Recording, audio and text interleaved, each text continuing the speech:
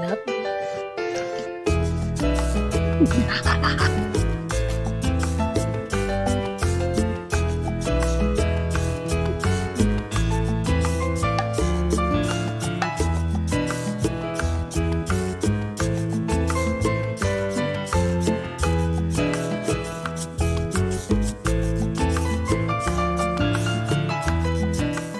And hello and welcome to A Gypsy Kiss. It's Friday Fenndango, and I'm the magical treasure princess and life coach to the rich and famous, Shelley Carney. with Rudy the Rooster, huh?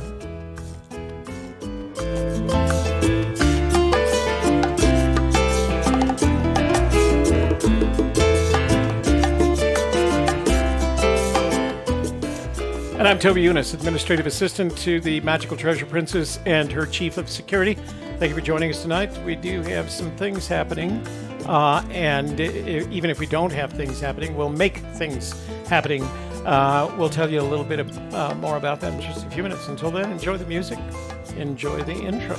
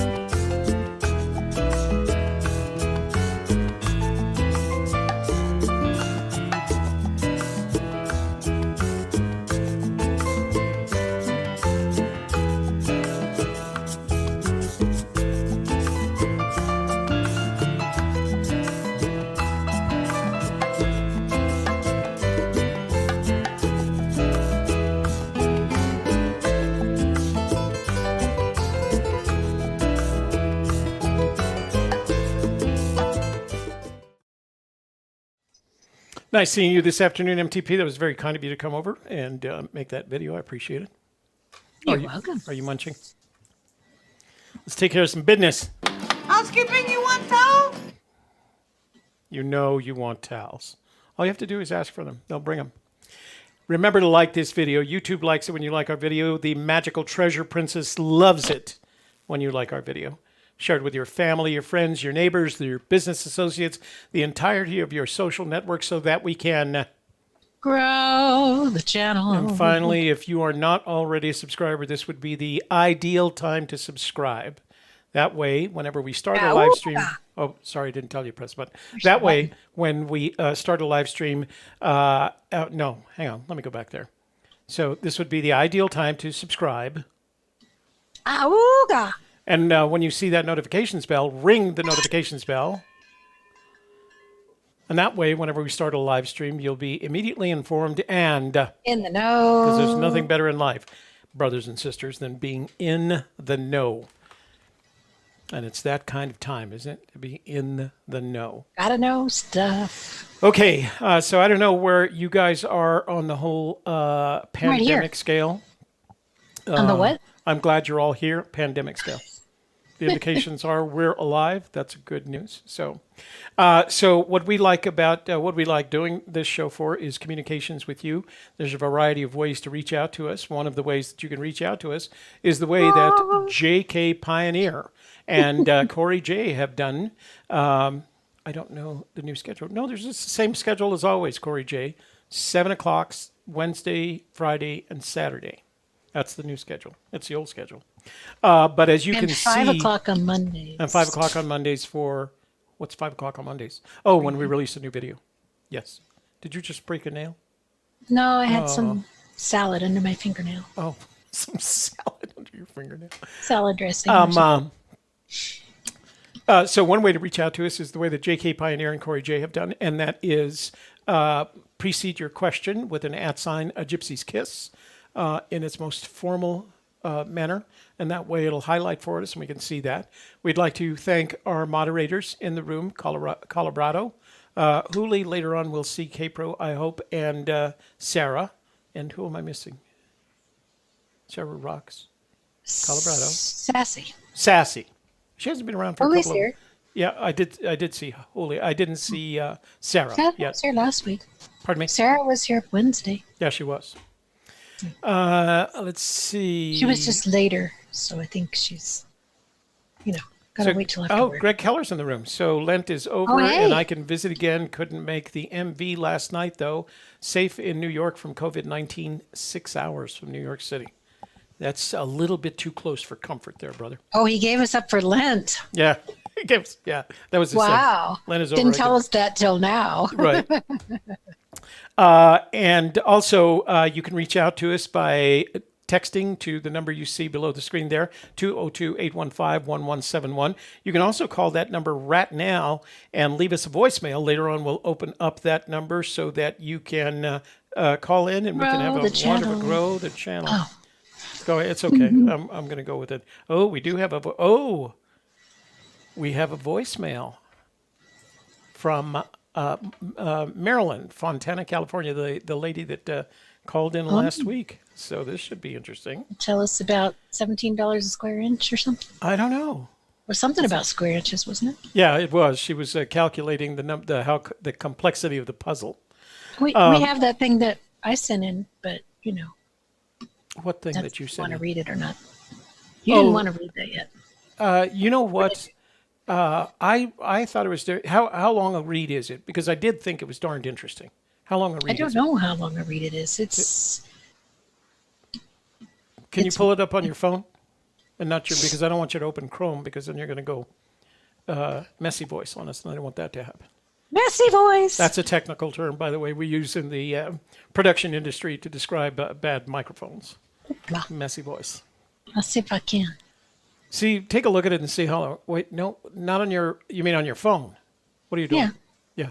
Take a look on Yeah, your my phone. phone. Because I thought it was interesting. I think we should read that. I think we should read that aloud. I think so. All right. Find it and we'll start with I can that. find it. Because I don't have any emails for you. Okay. I did have that one email, but the gentleman said he didn't want to have it read on the program. So we're gonna honor his request and not do that. So let me know when you're ready. In the meantime, I did want to ask you all to please go to the. I'm gonna put the link right now. Oops, wrong link. Wow, that's my stream key. I don't want to do that. Woo. That would have been funny. I got it. Okay, hang on. How long is it?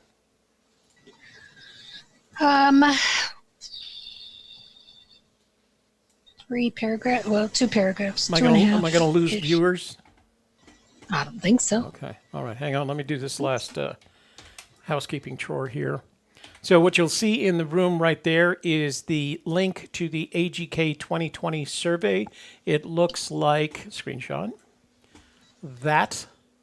We currently have 126 responses. Last year we had over 300. I'm trying to make it to at least that number, so I would appreciate it that, and we have more subscribers this year by a couple of thousand.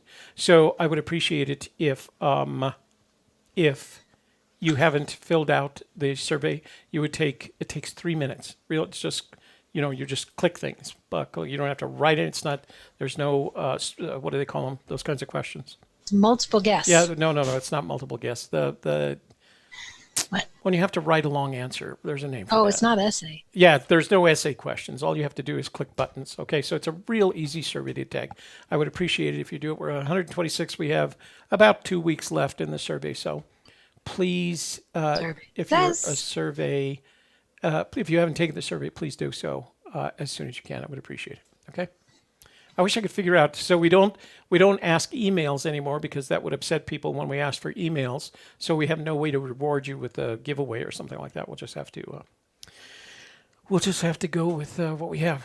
Okay, go do the survey. It'll be a fun survey. It's a fun survey. And then this year we're going to share the results with everybody on one of our shows, upcoming shows. All right. All right. So tell me about this thing that you want to read. All right. This is from a book called The Power of the Subconscious Mind by Dr. Joseph Murphy. He wrote it originally in 1963. It was updated in 2017, but I think the update was mostly just about making it digital because all of the concepts still apply. They're timeless concepts about the subconscious. And so you were reading this book and you found this paragraph or this. Well, I found this piece of the book that interested me because it reminded me of Forrest Fenn and his father Marvin. All right. It says how archaeologists and paleontologists reconstruct ancient scenes. These scientists know that their subconscious mind has a memory of everything that has ever transpired. As they study the ancient ruins and fossils, through their imaginative perception, their subconscious mind aids them in reconstructing the ancient scenes. The dead past becomes alive and audible once more. Looking at these ancient temples and studying the pottery, statuary, tools, and household utensils of these ancient times, the scientist tells us of an age when there was no language. Communication was done by grunts, groans, and signs.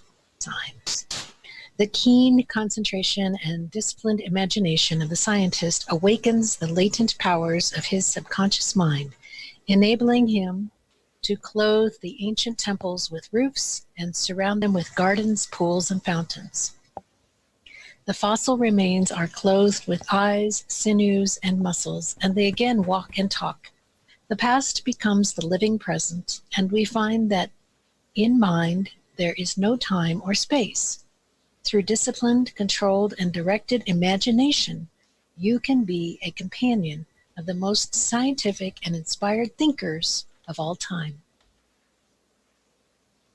So they're talking about archaeologists. I've never thought so. Although I've said it, I feel like he's an amateur archaeologist. But I think I think of Fenn as more than as an amateur anthropologist.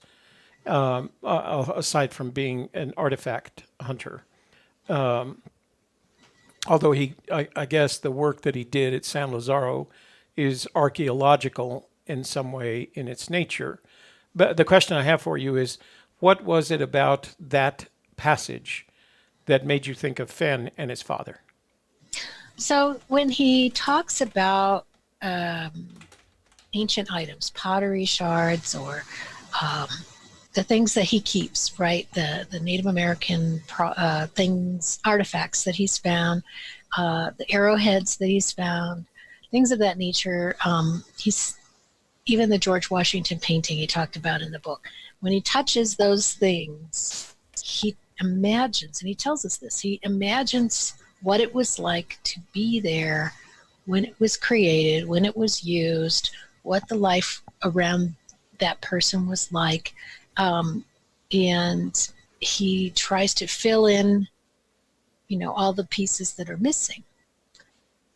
And I think that's important to know and to try to emulate, because when we fill in the pieces that are missing in the poem, fill it out, imagine it fully there, like, say, the poem is an artifact or a fossil. And you want to imagine it fully filled out and full of life, the way he does when he's on a dig or working with artifacts. So I'm going to ask you the question that you always ask me. How does that help me get closer to the treasure, in your opinion? It's supposed to help you get a little additional insight into the poem and how to interpret the clues in a way that it is a skeleton and that you're supposed to flesh it out. So are you thinking, as a result of reading this, are you thinking that the poem can be treated like an artifact, and you have to add what did they say, the sinew and muscle to it in order to bring it to life? Right. What was the book was The Power of the Subconscious Mind, or The Power of the Subconscious? Subconscious. By first name? Dr. Joseph Murphy. Published in 1963, huh? Yeah. And did you get a digital version of that? I did. And was the digital version, was it like in the Google library or something like that? Or did you just Well, it was in my library through Hoopla, which is an app. Oh, okay. All right. check out books from the library digitally. So I know you've got a lot going with the videos that you're making now. You have several in series. You're a couple of weeks out anyway, just for the member vault. So maybe we can put that one on the shelf and eventually produce one of your videos on that topic, because I think it's an interesting topic. I think as usual, you have something there, and it might be worth some conversation. Well, let's see if I can find some Fenn quotes to support it. Yeah, that would be great. Because he certainly has talked about it enough. I mean, there was that one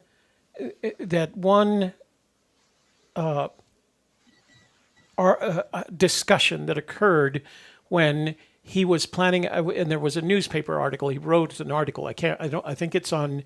I think the article is still on the One Horse Land and Cattle Company website. But he was planning to get, this was after he was about to prepare the book, Secrets of San Lazaro, but he had been at San Lazaro for at least a decade at that point. And so what he was going to do is he was going to have a conference. He was going to sponsor a conference in Santa Fe. And the academics made a big stink about it, And he ended up responding to them in the One Horse Land and Cattle Company. It's the Indiana Jones thing. Yeah. I'm sure we could pull from that. The Mother of Indiana Jones, I think it was called. Yeah, something like that. We should be able to look at that because that's the position he held, that archaeology is much more than what you learn in a classroom, right? Absolutely. Everything is. Yeah.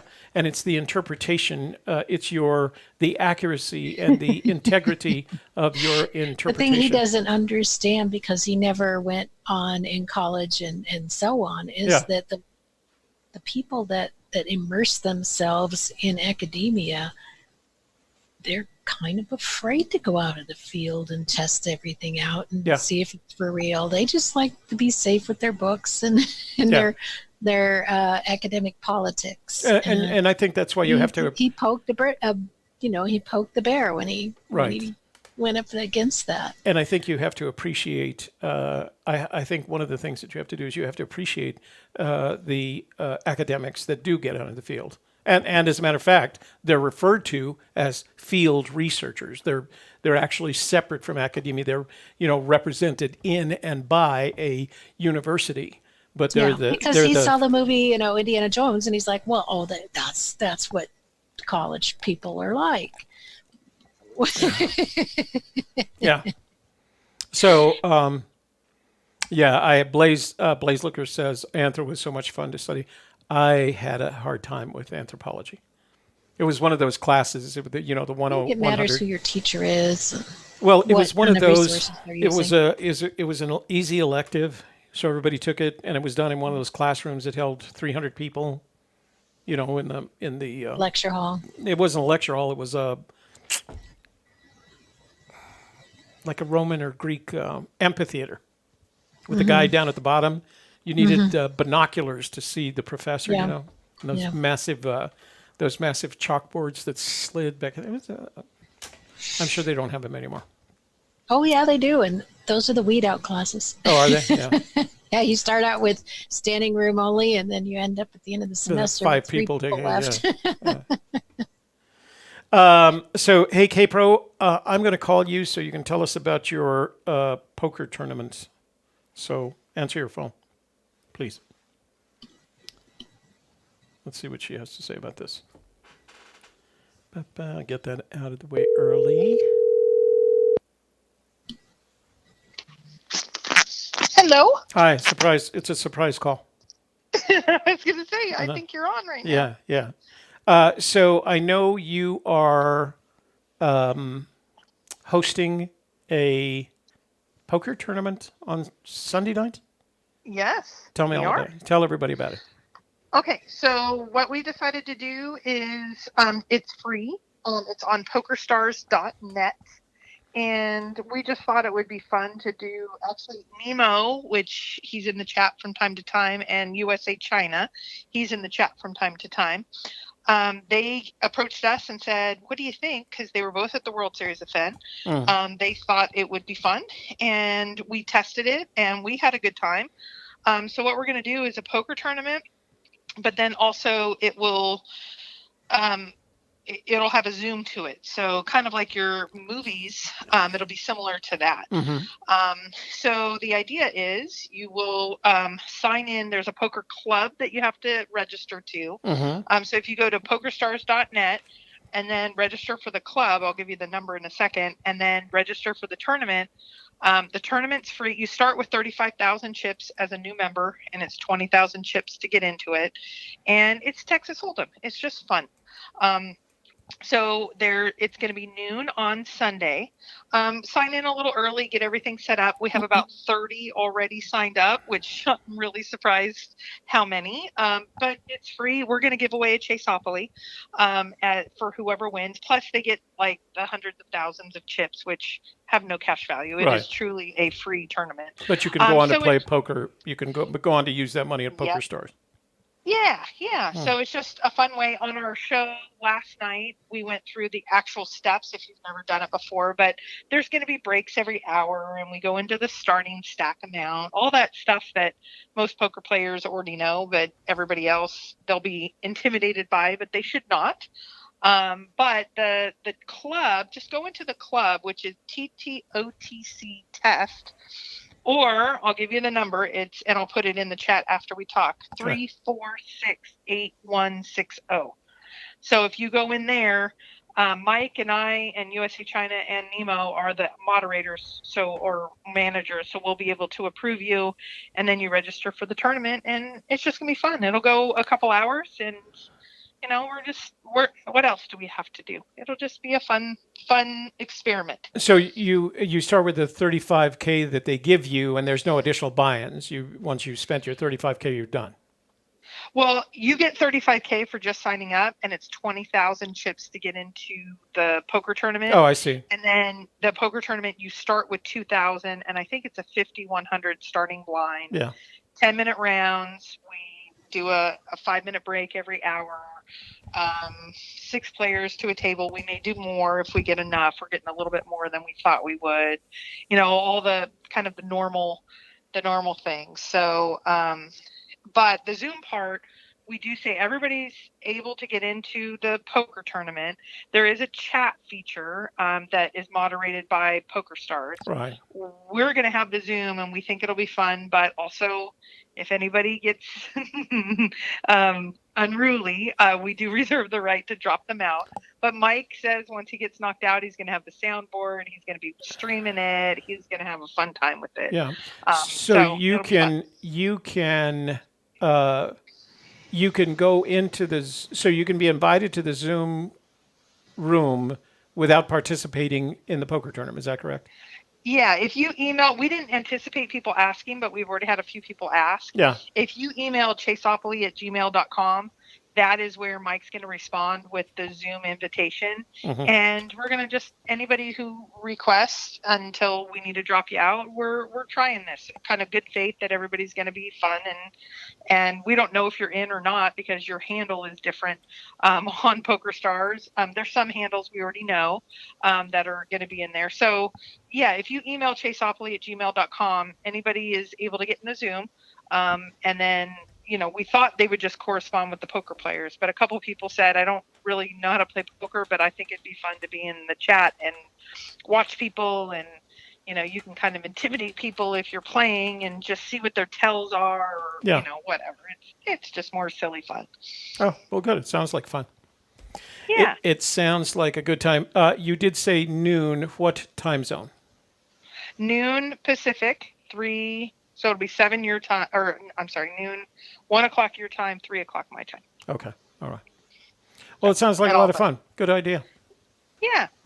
We'll try it, and if it works, maybe that could be something we roll into in every week or every other week. I'm in the poker community, so there's a lot of people doing this kind of stuff. Yeah. So we just thought, and since it's free, it's like, why not? The only thing you need is a valid email address to sign up. You do not need anything else. And I would recommend not putting anything else. Literally all I put is kpro and kpro3@aol.com. Yeah. K-Pro was already taken, so you do have to put a number behind it if you're almost anything. So, because there's millions of people signed up for this. So PokerStars.net is one of the biggest groups. So, Yeah. and we're throwing a Chaseopoly if you live in the 48 states, just to, just like we do at the World Series of Fenn, just to sweeten the pot. Well, PokerStars is where I play when I play online. Ah. So, but Okay. I do want to tell folks that so you can actually play most of these online poker places in one of two ways. You can either buy chips and you get paid for the chips, or you walk in, say, I'm an amateur and I don't want to pay for chips. They give you X number of chips and you can play as long as you want with those chips. And even if you lose those, you can ask for more. So you don't actually have to pay anything if you don't want to. And because of that, it's a great way to learn the game if you've never played Texas Well, and every Hold'em. time you go in, it's like every 4 hours they give you just hit a little button and they give you an extra 10,000 chips. Yeah. I went in, I got knocked out a couple. I have never played online poker, and 2 days ago was the first time. Yeah. I'm just trying to get used to it. I think it's $4 for 500,000 chips if you do want to buy them. But if you just go into one of the small rooms just to practice, that's the way to do it. And I've done it. I've gotten knocked out several times, but you wait 4 hours and you get replenished. Right. So, I mean, if you do want to buy, there is a buy option, but it's literally like, I think it's 99 cents or 100,000 chips or something. Yeah. But I don't want to put any of my information in there. So I just wait for it to replenish. And one time when I've got knocked out a couple times, it said, "Oh, that was a bad beat. We're giving you 30,000 chips just because it was a bad beat." So they keep it fun, and just like we're going to. Nothing high stakes, just all fun. And there is a time limit. It goes by really, really quickly. You have to pay attention to the clock because I think they give you 30 seconds to make a decision. It's not like I think it's actually 15. And what it does is it beeps you. You'll actually hear a beep when you have 8 seconds left. Right. And you have to make a decision. Somebody said, I have kids and this and that. What can I do? You can also opt to sit out. Now, it still takes your blinds, but you can opt to sit out until you come back in. Right. And so it doesn't do that part. So, because it's probably going to go, I would guess, maybe 2 hours. Yeah. And so, and that's, in the first day we got 30. I don't know if we're going to get more. We're kind of topped out. Mm-hmm. So we'll see how it goes, but it'll probably go a couple of hours. So, and we put in for breaks and things, but, especially early on, if you need to step away. And some people asked, do I have to be in the Zoom? You don't. You can just register for and we're accepting everybody. And then we'll, just like every good YouTube channel, we'll learn from this and see where we have to change things for later. But right now, we're just going to have fun. It's interesting, and once Mike is out and he decides to live stream the event to his channel, there's no copyright issues. There's no trademark and copyright issues. You can just go ahead and play the game. They like that, actually. They probably like the fact that it's... Well, the only bad part, and we're going to try to work on this later, if we had, let's say, 3 tables and Mike gets knocked out, he's only going to be able to see the one table.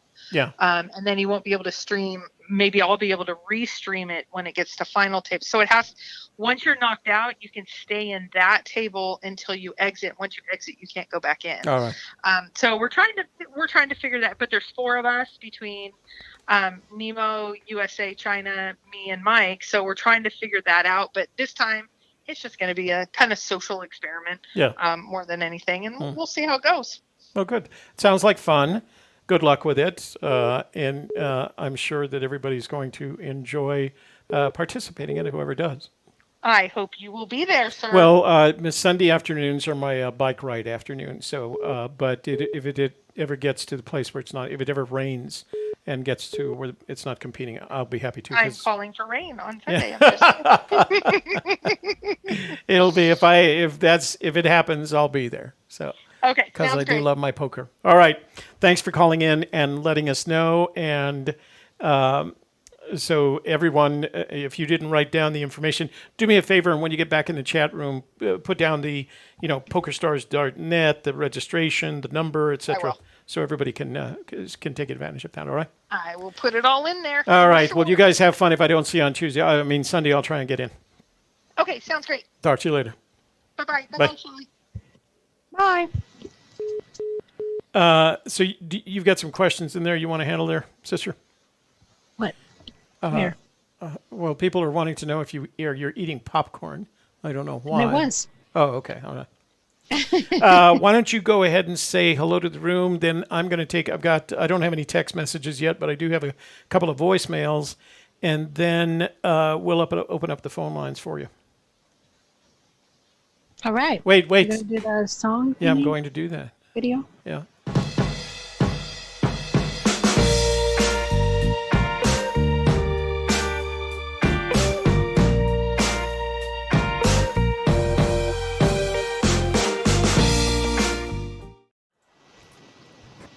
It's all up to you. I'm going to go look for questions while you're doing the chat room. All right. Hello to our friends in the chat room, including Shadowcaster, DB Cooper, Sherry from PA, Carrie Galloway, Chris B, Blaze Looker, Captain Marvel, Greg Keller, K-Pro, one of our mods, Shadowcaster, 93 Butterscotch, Hooli, another mod, Sherry from PA, Captain Marvel, Ste A204, Covert 1. Heavy Load says, not always so. I'm a research/book nerd librarian, but I love to go boots on the ground. No, you're right. Not always. That's just true. Predominantly. There are no absolutes. Predominantly. Sassy says, she has a nice statement, people's personal learning style determines if they are the kind that gets their hands into the dirt. An audio learner isn't as likely to as a tactile or visual learner. I don't know where I fall on that spectrum. I think there's a percentage. I'd say I'm like 60% bookworm and 40% dirtworm. I don't know where do I fall in your opinion? You're pretty good at analyzing me. It depends on what it is. If it's something that you could learn to do with your hands, then you're going to want to do it. Yeah, that's true. Yeah.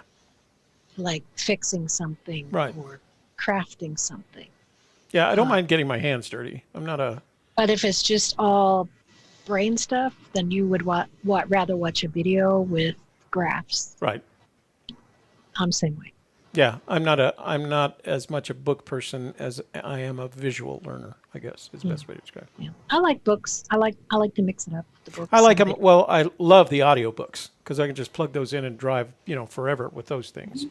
And occasionally I'll find a book that's, like this Catcher in the Rye that I'm reading now. It's nice to, read before you go to sleep. So. Mm-hmm.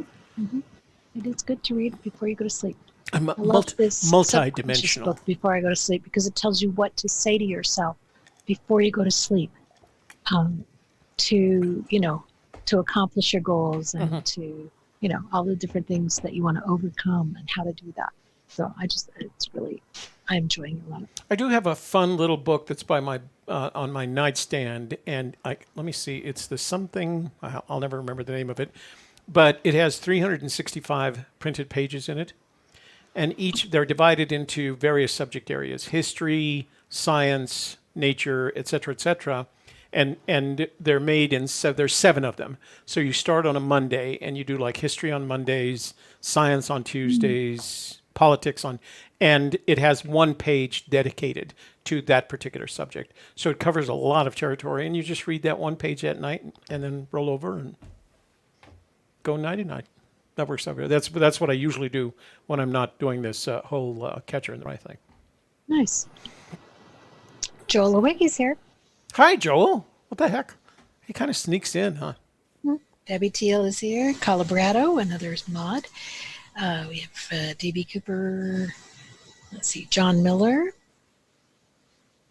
So can I tell Joel about my Phil Leon conversation? Because that happened in... Oh, no, he's not in Minnesota. This is interested. Okay. Oh, it was a pretty good story for Minnesota.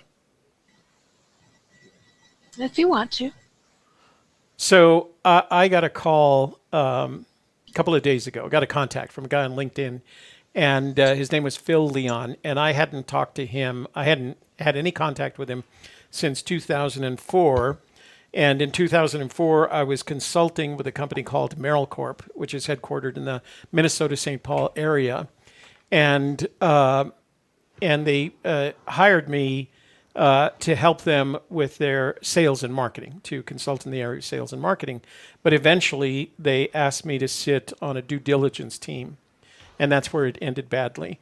And this Phil contacted me, and he said, "Could you give me a call?" And he just wanted to reconnect. And he said, "I've got to tell you, I still use a couple of stories about you in my sales training." And I said, "Oh, really? Which ones?" And he said, "Well, there was a time when the first time I saw you, you came to Merrill Corp and you taught a class on sentient sales, a day-long class in sentient sales, and you were wearing silk shorts, Tommy Bahama shorts, and a black and yellow Hawaiian shirt, silk Hawaiian shirt." And I said, "Well, that's a good memory." And he said, "So I always tell that story.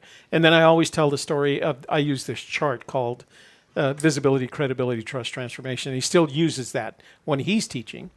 And then he said, "The last thing I remember about you was the meeting of the last day of the due diligence team, where there were 24 people in the room, you amongst them, and you had been asked to participate in the due diligence, and you were the only one of the 24 people that told the CEO the truth." And the truth was, this is a terrible deal, and nobody else would tell him that. I was lucky because I was a consultant, not employed.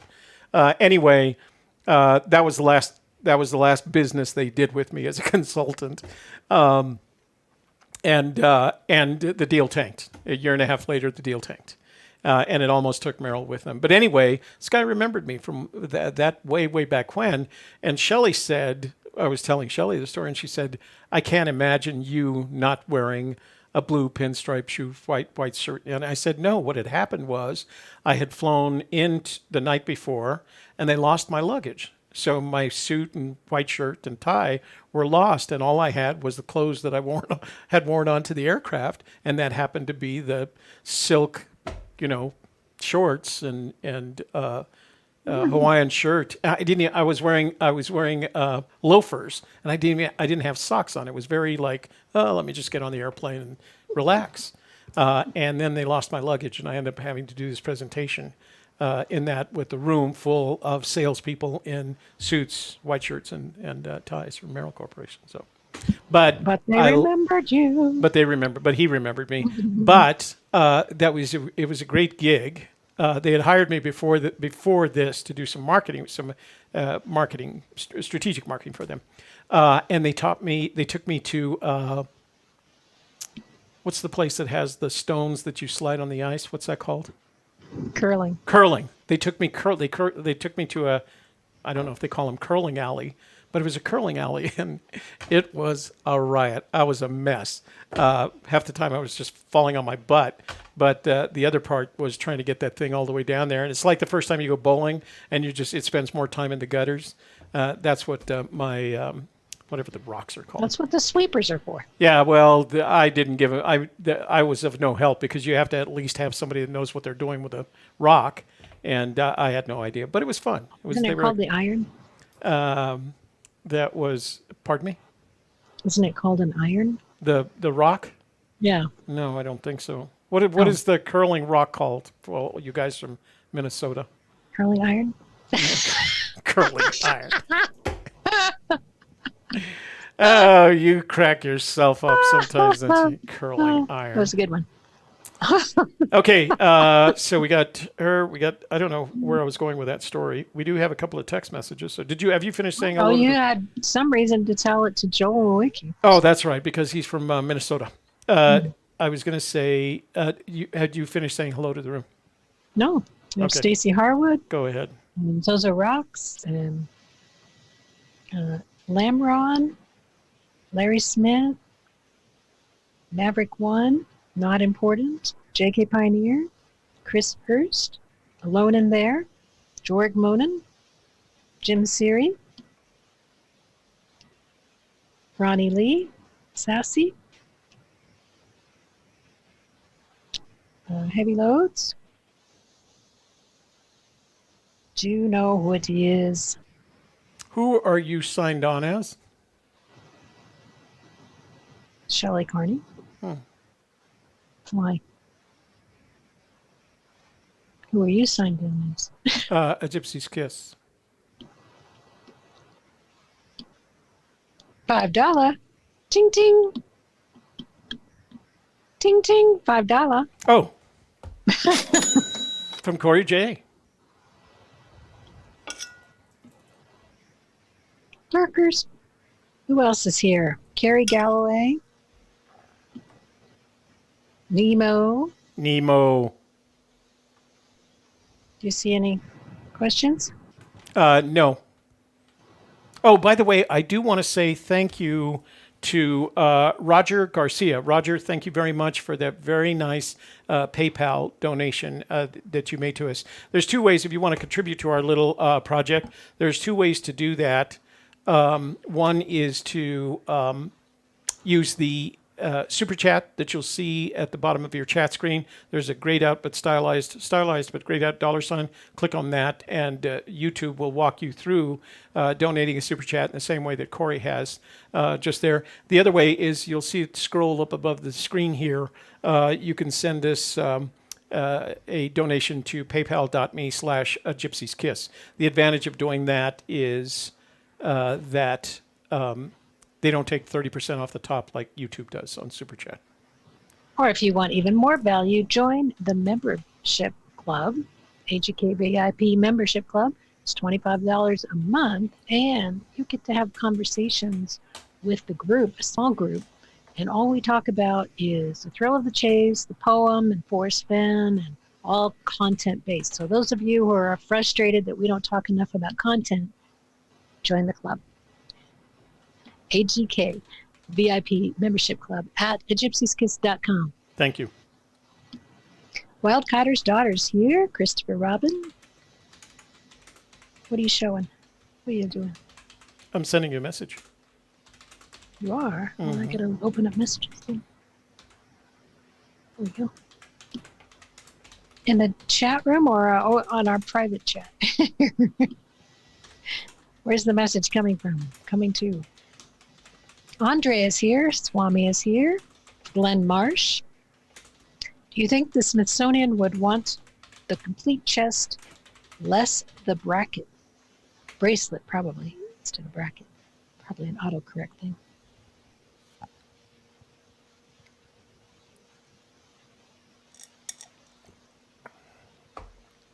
Alrighty.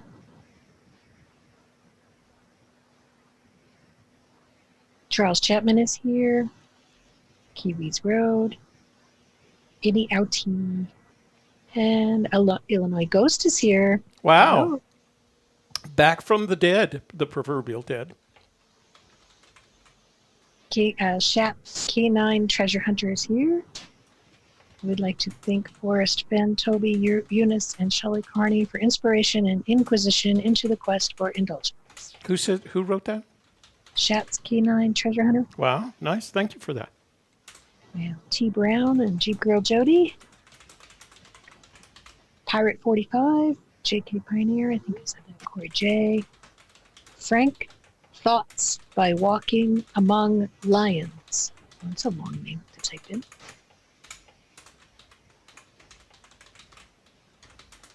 And MJ Inzer. And I think that's it. Hey, some guy named Kevin Ka-ching from Mel Rustad. It's called a stone. A stone. Kind of a Canadian thing. I don't know. Those guys in Minnesota sure took it pretty seriously. Thank you for that, Mel. We appreciate it. And I did get your email regarding the stone that you were sending to Palmer Ray. And I understand that it's difficult at this time, but we have plenty of time. She's only a month old, less than a month old, so I don't imagine that Mommy and Daddy will give it to her until she's probably 15 or something. David G. Johnson says, artifacts/poem leads to the big picture. No? Jack B. Nimble says, my church is in the mountains too. Did you say hi to that guy, Kevin Carney? I didn't see him. Yeah, he's in the room. Says hi. Oh, I missed that one. Hi, Kevin. I didn't see the message. You know, it's harder when I'm scrolling on my phone. Yeah, yeah. Well, you're probably not down All that far. tiny print. Anyway, we're good. Or God. curling team is going to be called the Kidneys. Always passing stones. I am done with that, Is that it? part of the evening, so move on. All right. What's next? I've got some text messages that I have to take care of. Oh, okay. Let's see what we got. Read those. One of them is from Jim in Ohio, one of our member vault, and it's he likes sending a text message of his 72-inch screen with us on it. Can you imagine that? I mean, it's a pretty good size screen. Say hi, Jim. Hi, Jim, and hopefully... Hi, Jim. To Mrs. Jim. Hi, everybody in TV Do you think land. Mrs. Jim watches with him? Who knew we were going to start a TV show? Yeah. Wow, it looks really good. We look good on the big screen. Mm. Okay. Then let's see, and I think that's it. Okay. Then, I didn't do texts. Ugh, too late. But I'm going to use texts for...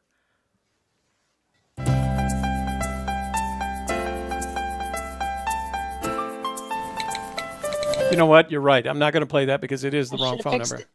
That's okay. You had plenty to do. Let's see. Heavy Load says, I thought I once heard F say he would pay $80,000 for his bracelet. Had you heard that? No. I haven't. No, I had not heard that. Okay, we got some voicemails. One from Colorado Springs. Who do we know in Colorado Springs? Colorado Springs? Yeah. There we go. Not sure.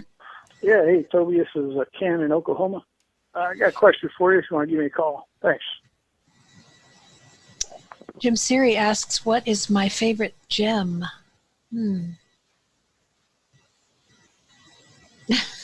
What is his favorite gem? What is my favorite gem? What is your favorite gem? Yeah. What is your favorite gem? I don't know. I don't have a favorite. I just love them all. Love them all. She'll take them all. I love them all. She's never turned a gem down. All right. So Ken in Oklahoma, who has a phone number from Colorado Springs, wants us to give him a call. So let's do that.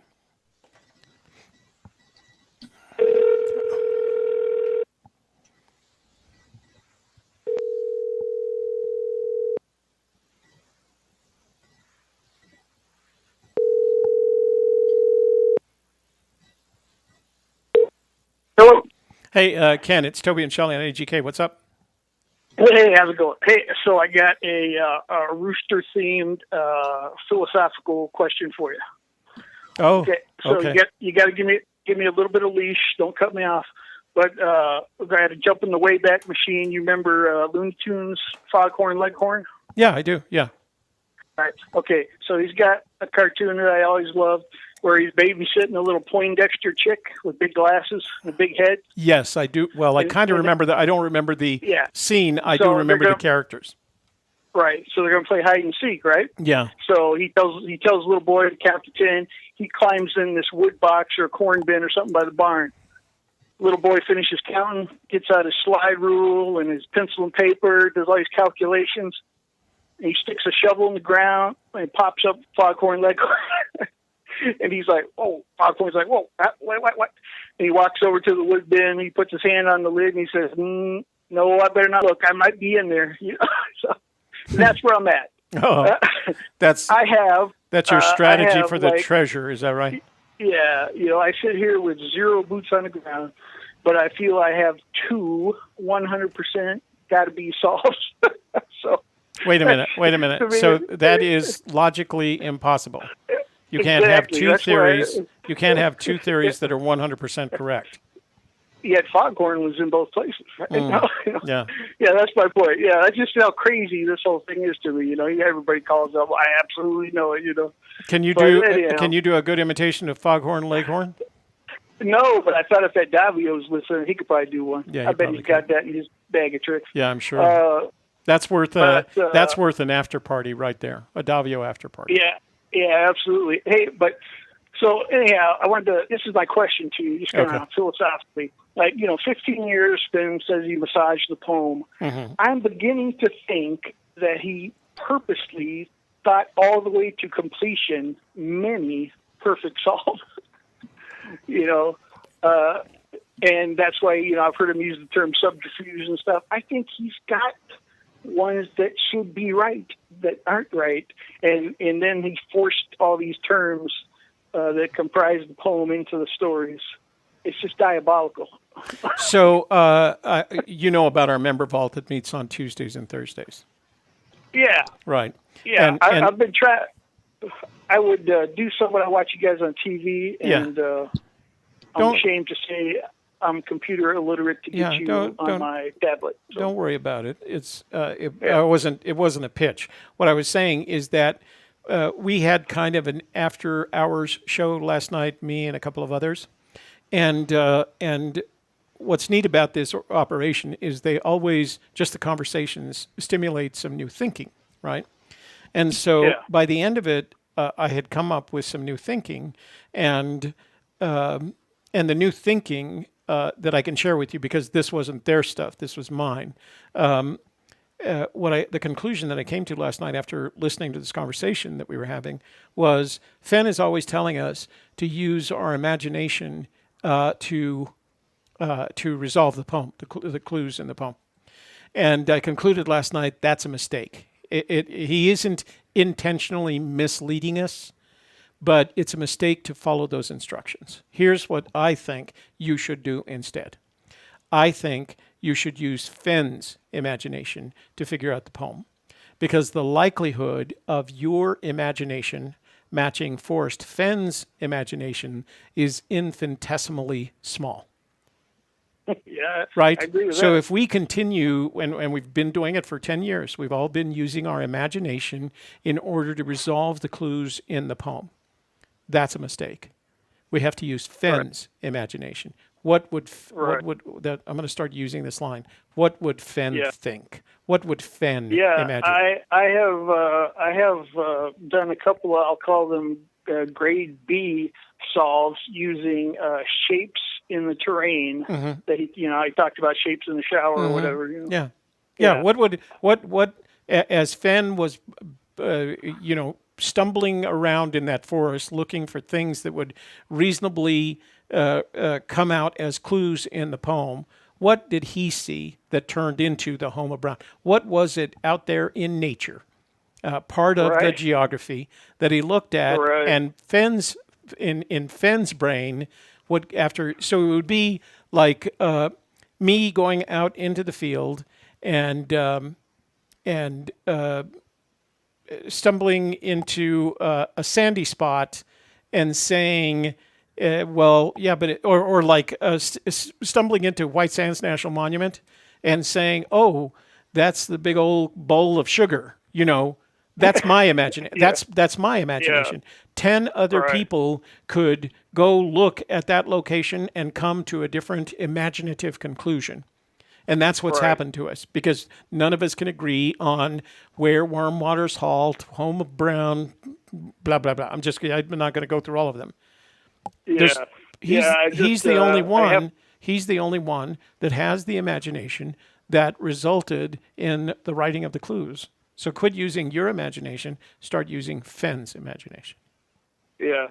Over the last few episodes you guys had, I've just sat here and smiled over these guys that think they got it down, and I'm like, there's thousands upon people that thought they had it down. Yeah. Oh no. I mean, you and I both know that the number of there has been, out of all the people who have searched, who have been boots on the ground, who've done the research, been boots on the ground, there's been no success, no single success. They've all been various forms, and I hate to use the word failure because I think that's hard, but there have been no successful theories, no successful boots on the ground after 10 years in probably hundreds of thousands, if not millions of theories, and tens of thousands, if not hundreds of thousands of boots on the ground.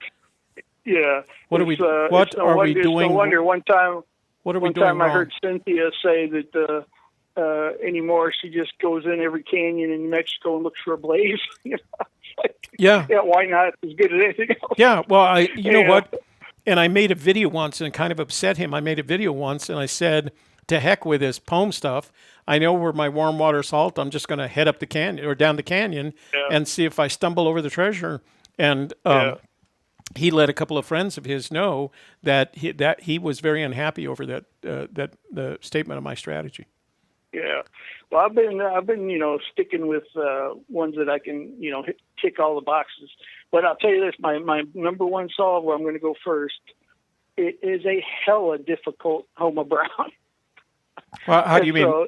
Physically difficult? I mean, it's just obscure, Oh, obscure in the sense it's not hard to get to. It's just And right now, I don't know for 100% sure that it exists physically at the location. I've just been doing research, but I feel pretty good about it. Yeah. And I don't want to be one of you guys that won't tell you anything, so I'll just say I got two really love. One's in Colorado, one's in Wyoming. Yeah. Oh, nice. Nothing in New Mexico? Well, I got a few, but not this solid. Mm-hmm. So, all right. Yeah, that's probably where it is. Then, obviously, yeah. Oh, well, hey, I got a New Mexico thing that I wanted to shoot in here real quick. Okay. So back when you were talking about movie nights, I texted in kind of a poor B movie, treasure movie, Western called McKenna's Gold, right? Why does that? Is that with Peter? Was that the Peter Fonda one? No, it's Gregory Peck. Oh, Gregory Peck. It's actually got a lot of people in it. It's a pretty bad movie, but it's got a lot of people in it. But the premise in that treasure chase was kind of like this is before Indiana Jones, was a shadow pointing to a gap in a wall. Right? Secret location. Yeah. And as I was looking around New Mexico the last week or so, I saw this shadow. Of course, it's just that particular image on Google that looked like a left hand with an index finger pointing on an opposite hillside. Yeah. I think that's. I think that kind of thing for the Blaze is perfectly reasonable as far as I'm concerned. Yeah. It's just it's a crazy fun thing. I can understand. I'll just put it this way: I'm about 2 steps out my driveway right now, so I'll be progressively calling you from deeper down the driveway. All right. I look forward to it, I think. Hey, one last thing for that guy in case he calls. One last Amelia Earhart thing, and I'll put it to bed. Amelia Earhart bought Eric Sloane's very first cloud painting. Oh, really? Yep. That's an interesting he had it in a hangar on the East Coast where he was painting nose art and tail numbers, and she bought his very first one. So there you go. All right. That's all I got. No, wait a minute. I just want to write this down because that sounds like a weekend worth of rabbit hole. Yeah. All right. Thanks for calling in. I found that in a, what do you call them? Not a biography. What do you call it when somebody writes up in memoriam when somebody dies? What do they call Obituary. it? Obituary? Yeah. Yeah, it was like, and it was not Fenn related at all. Yeah. Yeah. And he said, according to the guy writing the obituary, that gave him the confidence to start focusing on art, and because she bought it, other pilots started buying them and stuff. So it kind of got him kickstarted in the major world of art. Oh, interesting! Wow. Well, that's certainly a big enough first buyer, huh? Yeah, for sure. Yeah. All right. All right. Let you guys go. Talk to you later. All right. Bye-bye. Have a good night.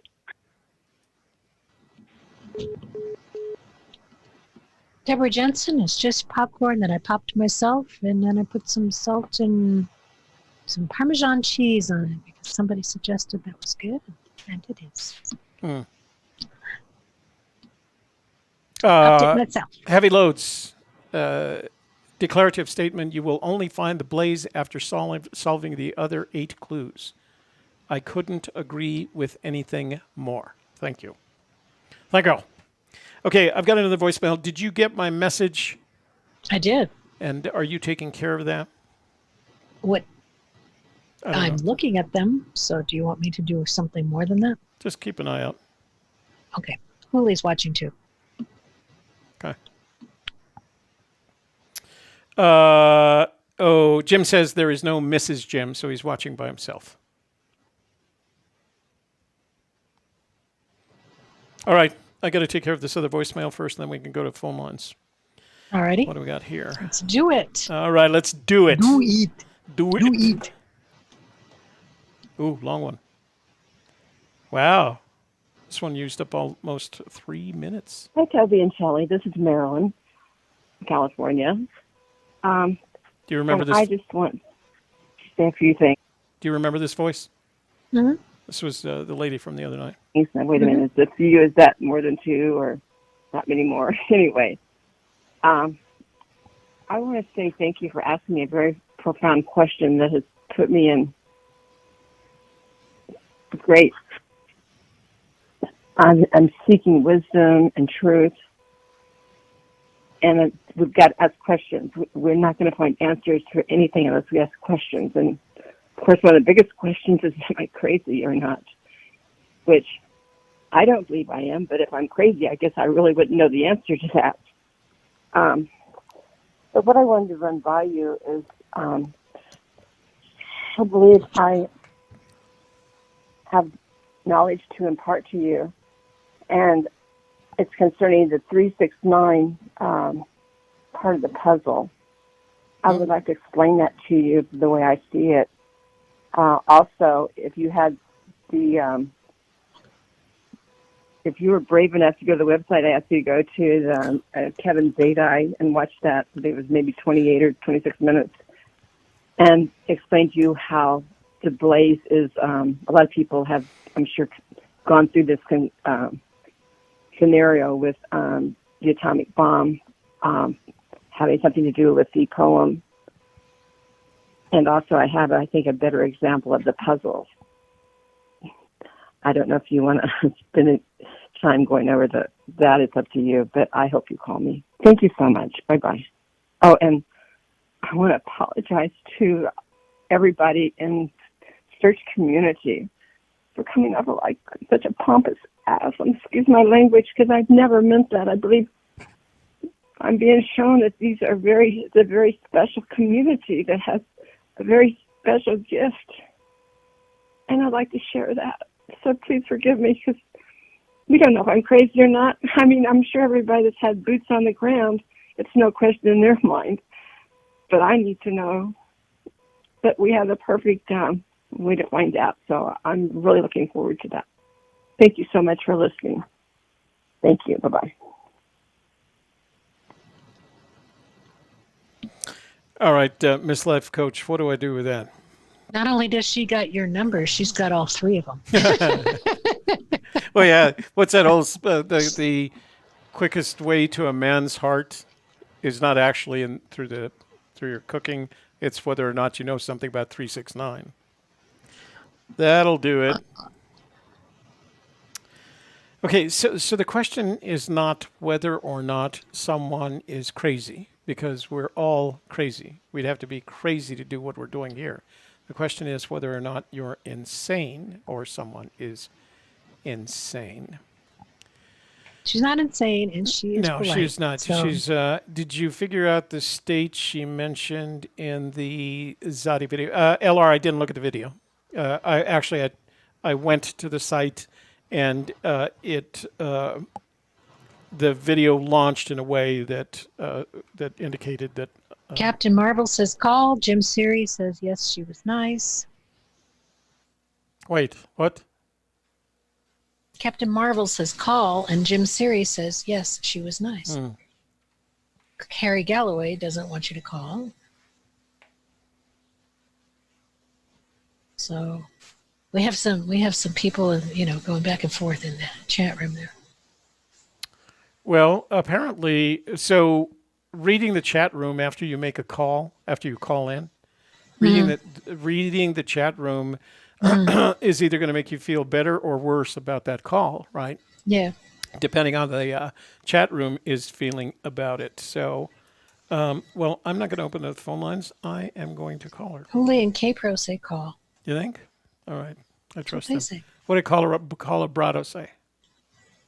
I don't know. Colorado, what do you think? Give me something to work with, Colorado. We call in Maryland or not? You're a smart guy. You know stuff. Stormborn would prefer not. K-Pro says, if we can tolerate that Joe guy, then why Yeah, not? really. Poor Joe. He takes a lot of flack. Rio Grande Joe. Poor Rio Grande Joe. Toby, Jeep did Girl you get Jody the sent snow you a picture? in text. I did, Jeep Girl Jody, and I can't show it in text because this phone is not connected to the computer. Colorado agrees with K-Pro. Okay.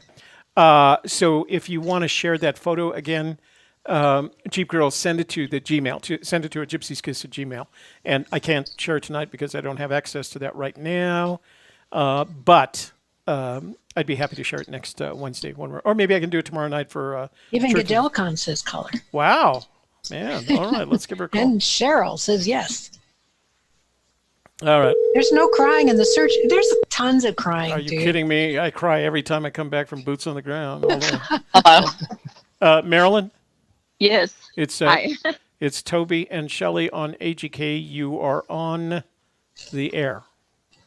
Good evening. How are you doing? I'm doing great, and you? I'm doing good. I do want to get one thing out of the way. Okay. I went to that video that you Yes. suggested, and it started out in a way that indicated to me I would not be willing to finish it, so I didn't watch it. Okay. All right? Okay. Okay. Not And again, for- it's I hope very you don't hard to find that believe. offensive, but... no. There was a part of a clue in there, Oh, okay. so that's fine. All right, so I'm calling you back Uh-huh. because you thought it would be good to call you back, I suppose. So before I say that, I do want to say one thing. Okay. You asked several times whether or not you were crazy, Yeah. right? Well, So here's Yes. I'm going to give you my position on the matter. sure. We're all a little bit crazy in various ways. I get crazy over sand, microscopes, COVID-19, etc. It happens to be whatever I'm crazy about right now. The question is not whether or not you're crazy, because half the people, if not more than half the people that are in this chat room are crazy. They're crazy over the Fenn treasure. The question is whether or not you're insane. That's a different question. Okay. So That's a good question. yeah, that's a good question. Are you insane? I don't think I am, but if I'm crazy, I guess I wouldn't know that. Yeah, no. Well, insane people generally do not know that they are insane to the extent that they can't answer the question one way or the other. So just saying, no, I'm not insane is an indication that you're not insane, but you didn't say that. So I'm going to ask you again. Are you insane? No. Okay, good. Well, we're off to a good start. It's okay to be crazy. Okay. All right? Okay. So you Where have would you like to start? you have the floor. Okay. First, I think I would like to try to give you a better example of the puzzle. You mean versus the 20 by 20 foot cube? Yes, yes. Yeah. I kind of try to figure out, say, if he put together 3 clues a week, skipped the weekends for 15 years, and then I basically got it down to about a 5 foot by 9 foot in size. The puzzle. Yes. Okay. All right. Okay, so say if this is just it's a jigsaw puzzle. Mm-hmm. It's just flat one dimension on the floor. 2 dimensions. But 2 dimension. Okay, and so you see a picture on this puzzle. Well, first you have all the pieces. So as you start to put them together, well, the easiest way you start to put them together is you find the corners, because it's a puzzle, and then you start finding the edges. So you find the borders, and you find the contiguous lines, basically. And then you realize that it's a square. Well, then you start filling in the pieces as you would a normal puzzle. Okay, and once you complete the puzzle, you have a picture. Now, this picture can be like a recognizable location. Say it's the Pentagon. Okay, well, you know where it is. You know exactly. You can identify it. There's no words attached to it. It's all just a visual image. Right. Okay, but then Once you have this completed, you flip it over to its back. Okay. And then all of a sudden you see all of these words on it. It's like now it's not just a visual puzzle, it's a word puzzle. And you take the same pieces, but you don't know exactly, how, you don't know what it means because it's all mixed up. Just like the jumble of the puzzle where you saw what the actual visual picture was. Okay, now you take those pieces and you start making like a frame. It's really not the way I see it, it's really not a house that's completed. It's like how you frame a house. So it'd be like, say you're putting a tent together and you're putting the poles up, and this would be your frame. So you're fitting all these pieces together in like a 3-dimension. You can see through it. You're not putting the covers over the tent or anything. You're just seeing the framework. So your architect, that's the architectural part. Yes. But it will fit together.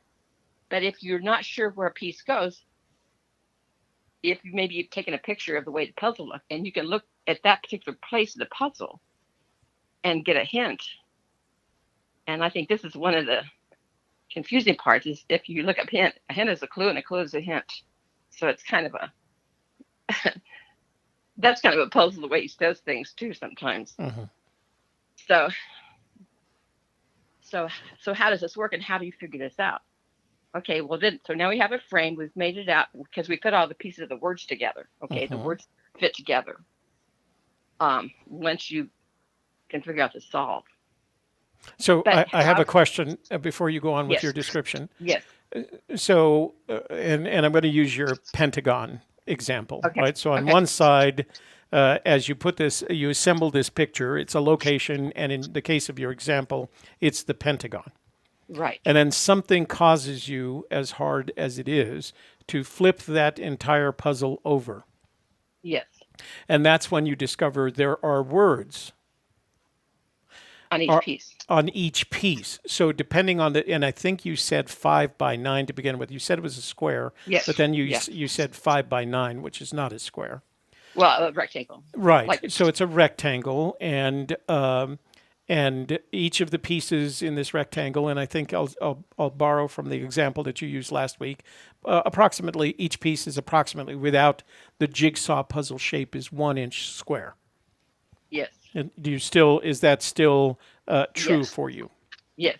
So let's multiply that. 44, and then. Pardon me. Go ahead. So we're going to do, oops, where's my calculator? Because I can't do this in my head. So there are 144 square inches times 5 times 9. Okay, so there are 6,480 pieces in this, and each one of them has a word. Is that what you're telling me? Okay, just for, I think I narrowed it down to like, I don't know, 4,000 or 5,000, just, given the benefit of the doubt and really kind of condense it a little bit. But the square feet would be a 5 foot by a 9 foot, basically, in generally speaking. Right.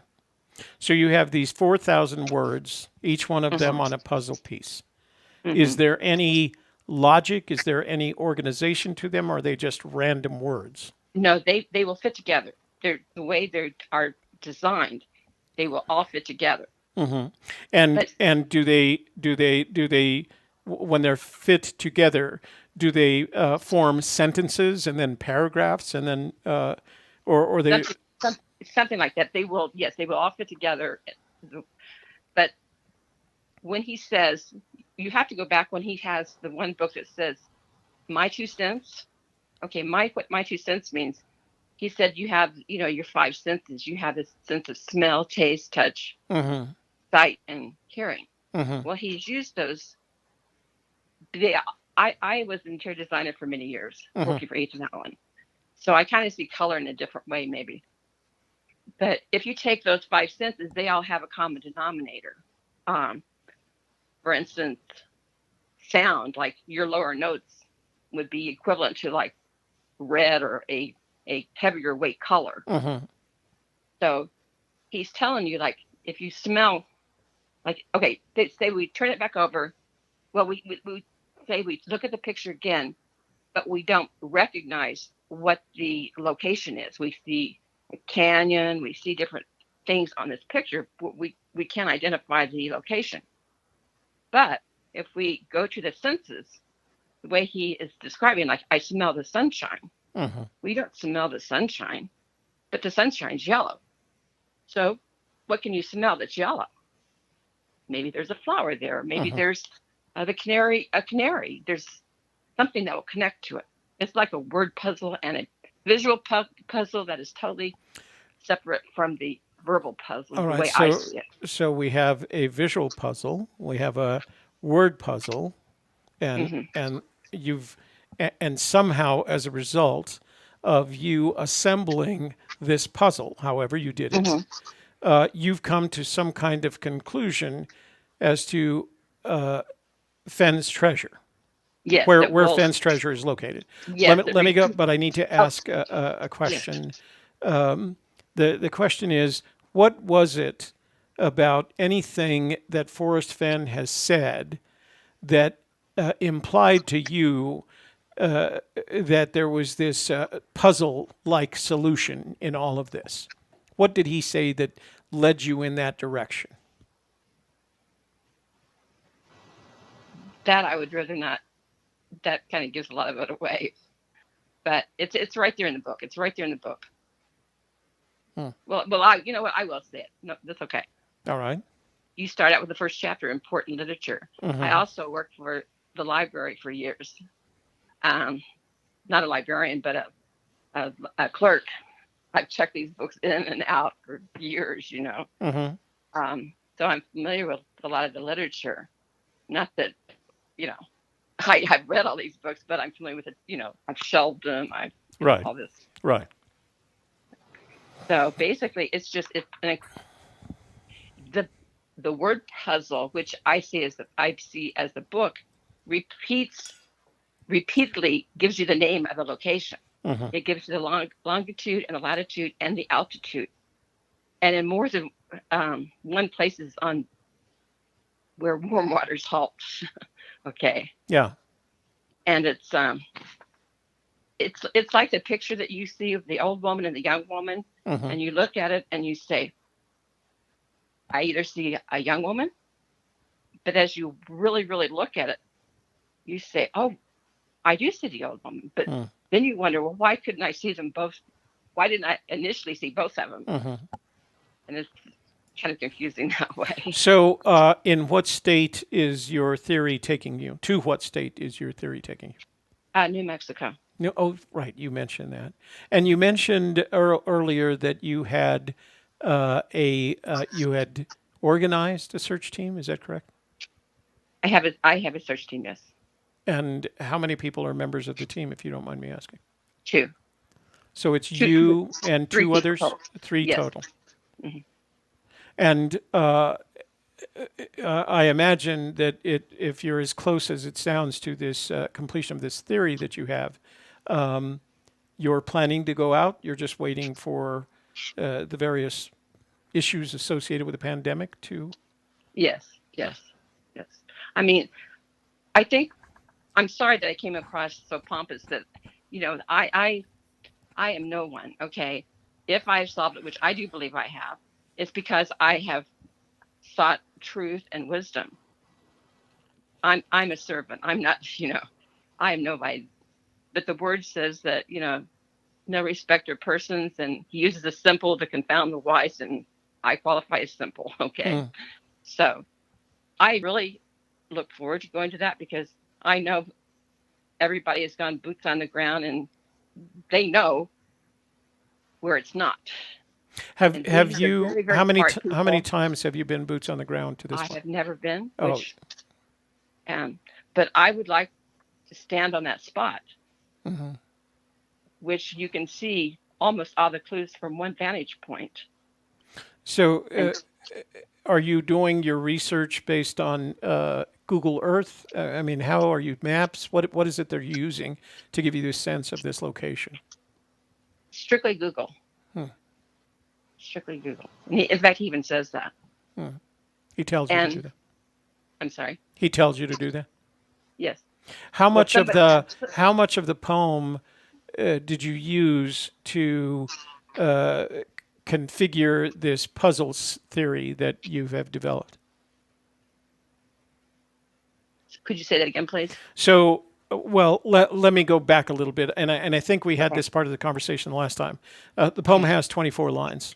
Most of the people who are searching for this treasure, I'm not going to say everyone, have concluded, based on what Fenn has said, is that the first clue in the poem, although there are 24 lines in the poem, that the first clue is begin at where warm waters halt, and that the last clue is look quickly down your quest to cease.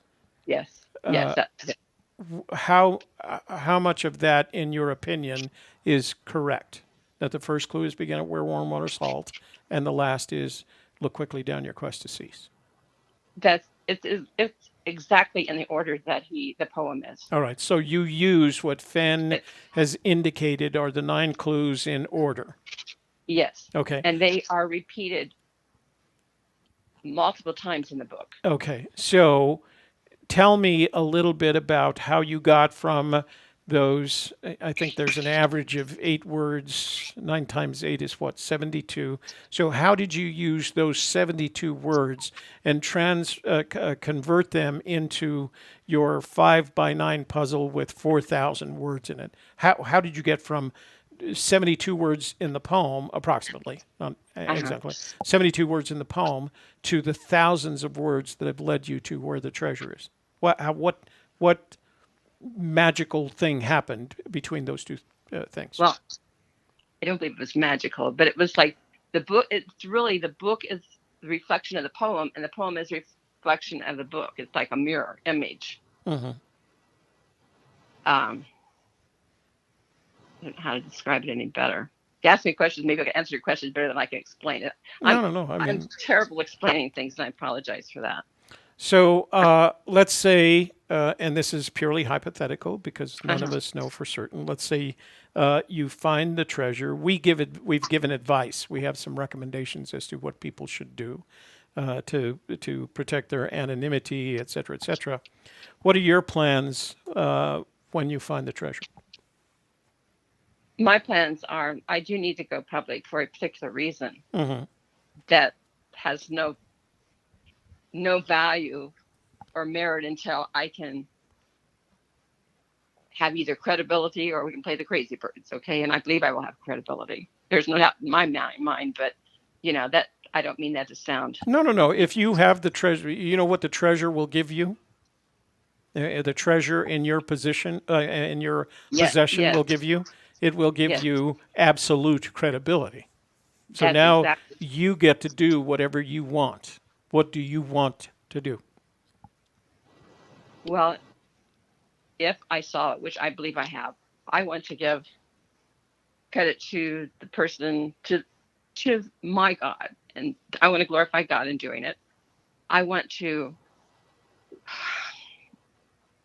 the credibility will allow me, will be an answer to prayer to start with, that I've prayed for many, many years, because of something that has a whole nother story that has happened in my life, which is quite, I can't go there until I can, I need credibility. No, so I can comfortably say that if the treasure ends up in your position, I say position, I meant possession, that you're going to have credibility will not be an issue. The question is, what do you do with that treasure and that credibility? Okay, this is what I do with that treasure.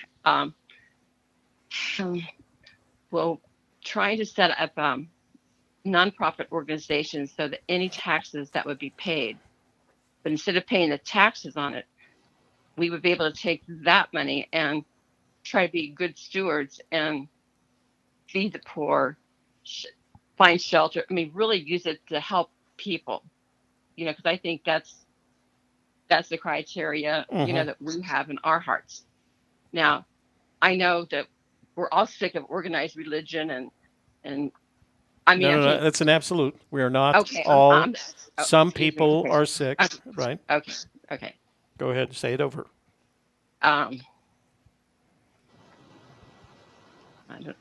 No, You know, I do not speak well.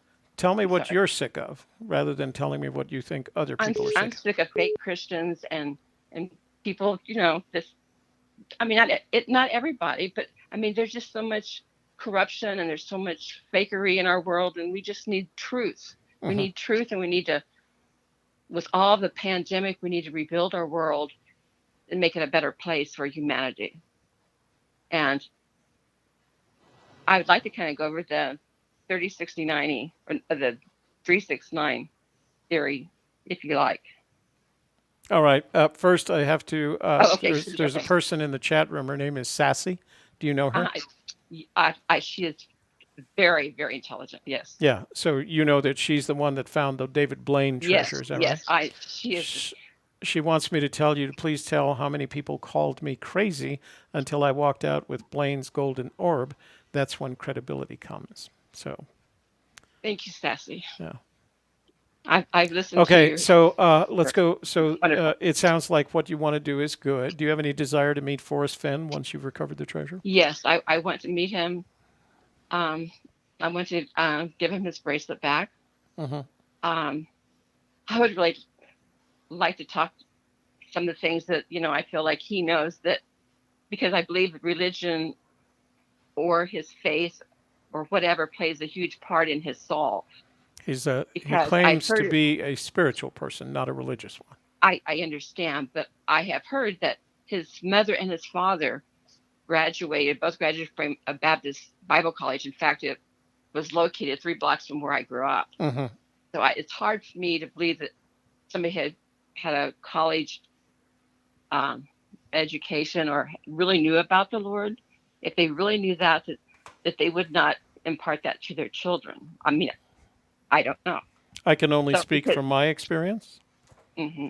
I was raised by Catholics. I went to seminary.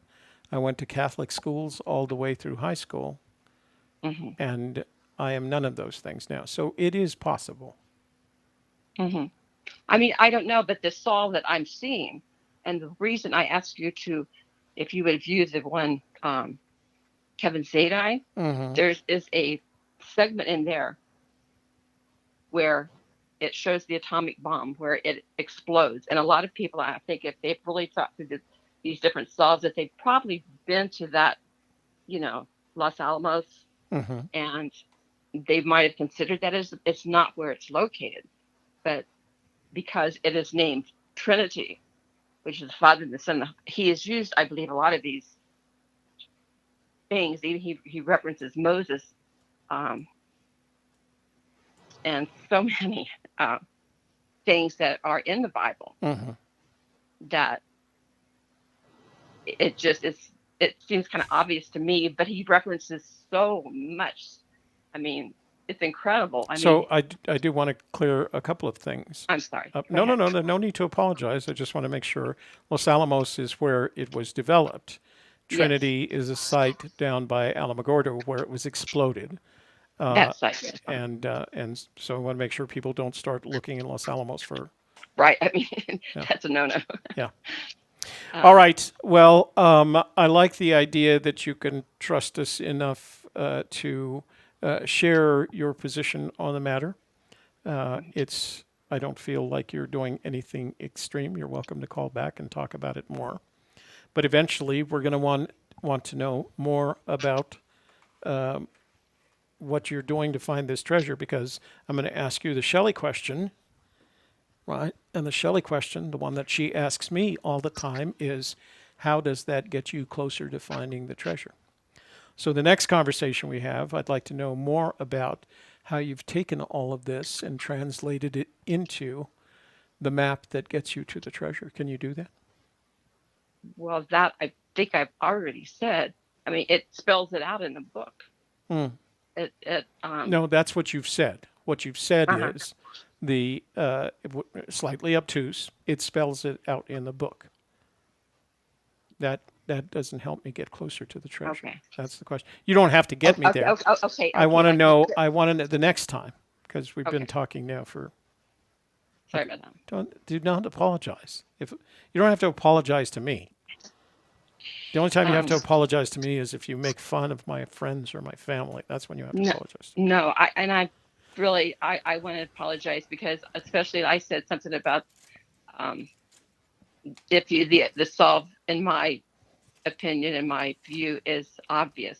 And I said it was laughable, and that was disrespectful to some people, and I should not have said that. I'm a very good writer, but I am a horrible speaker. You know what? If you go boots on the ground and you don't believe that your theory is obvious, then you probably shouldn't go boots on the ground. So most people who go boots on the ground think that they have a pretty good, probably obvious theory to them, at least. It doesn't make it all right. I'm ready. But that's how to go. That's how to approach it. All right. Well, thank you for your time, and thank you for listening. My pleasure. And we'll talk again, I'm sure. Okay. God bless. Thank you so much. You too. Bye-bye.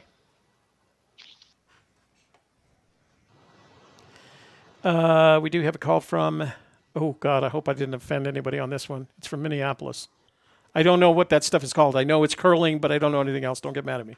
Stone. A stone. Hello, this is Sonny Jay's cousin from St. Paul, Minnesota. He called you a couple of weeks ago. My number is... Oh, wait a minute. 65.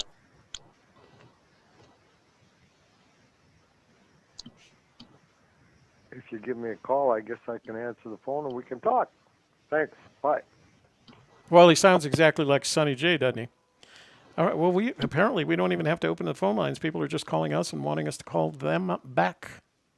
So let's do That's that. easy then, isn't it? He didn't say his name, so I just know he's Sonny J's cousin. We're going to have to do that. Hmm.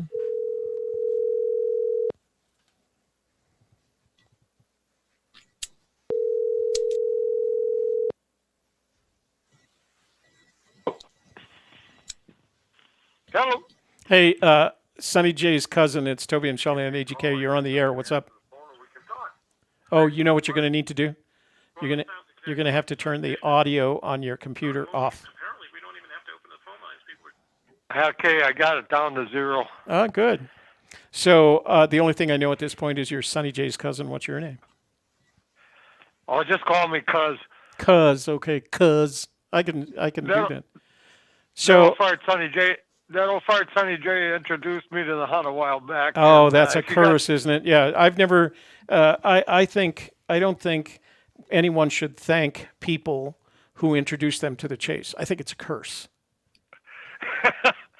If you got the time, I'd like to give you my thoughts on the hunt. Let's do it. Go ahead. You got. We'll start with 10 minutes. That's fair because that's what I give Rio Grande Joe. All right. Well, let me give you my thoughts on my views on the hunt without interruption. Hopefully, I'll let you talk. Well, I've been trying not waste my time about a treasure hunt for a chest full of gold, etc. That I will never go to the Rocky Mountains to try to find. Yeah. I had this thought about the hunt, though. Forrest Fenn didn't hide the chest of gold for someone to find.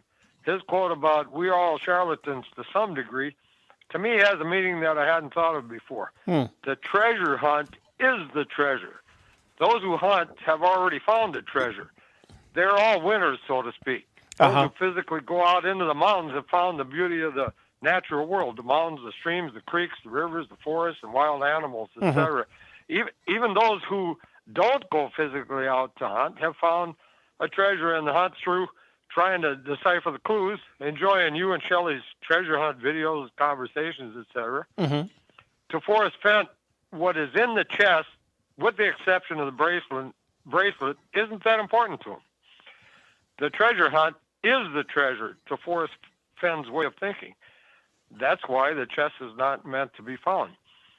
Forrest Fenn wishes to remain remembered in the near and distant future, so that's done by no one ever finding the treasure chest.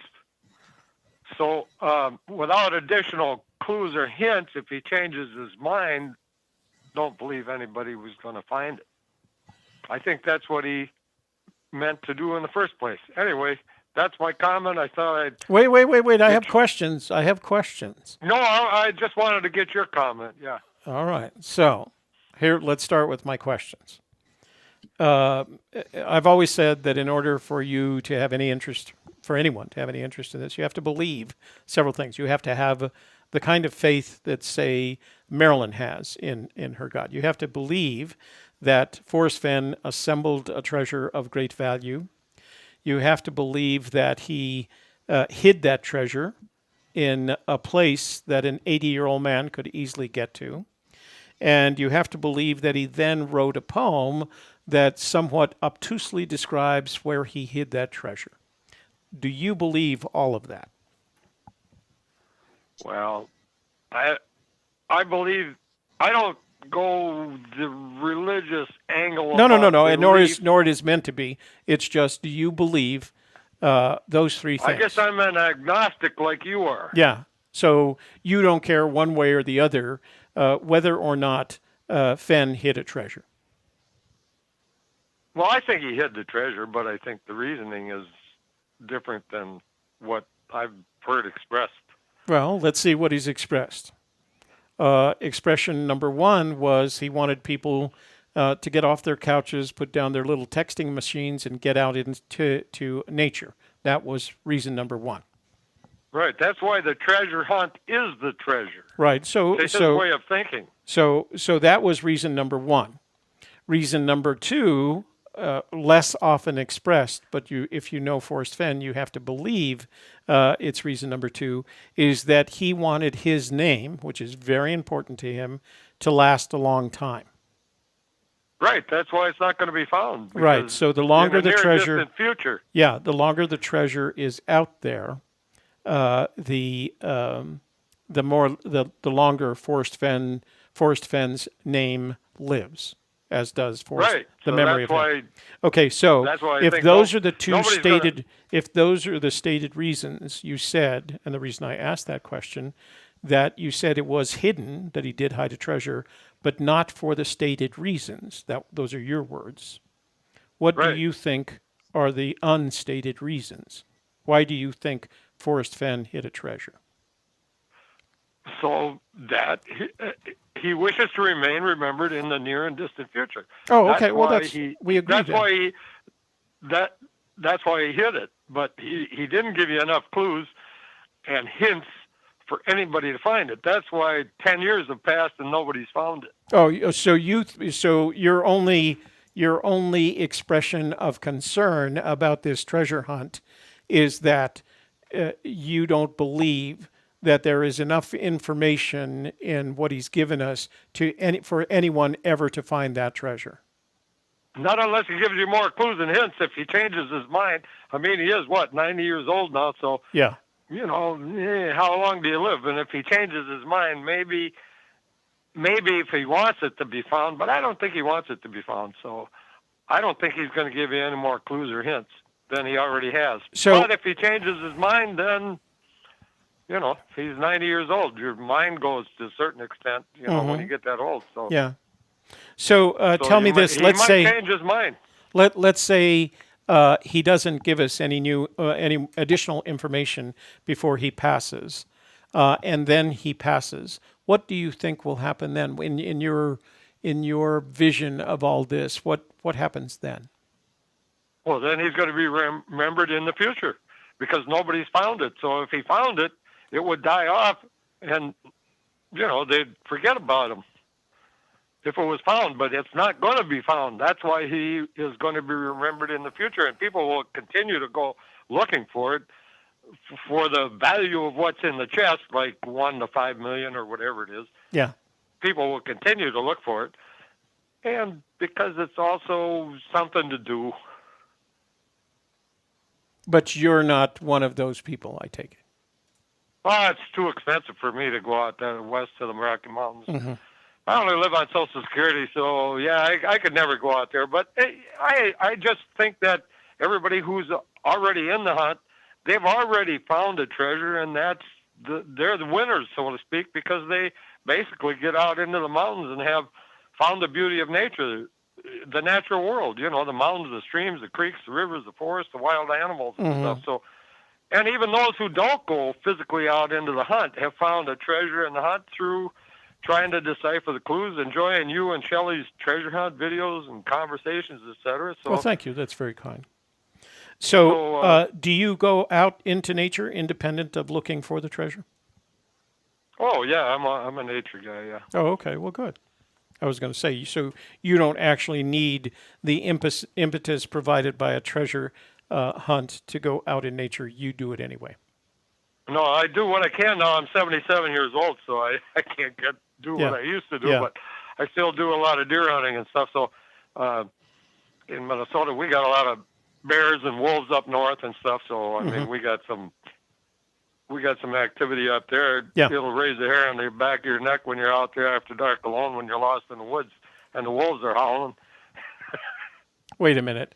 So you're alone, lost, it's dark, and the wolves are howling. Yeah. Have you had that experience?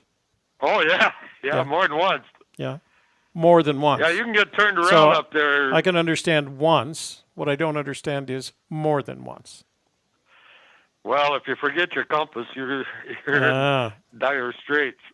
You can walk all day long and never see another human being or another track, and then all of a sudden you're just lucky if you see a light somewhere, or hear a sound of a vehicle or something, because you can go 30 miles without.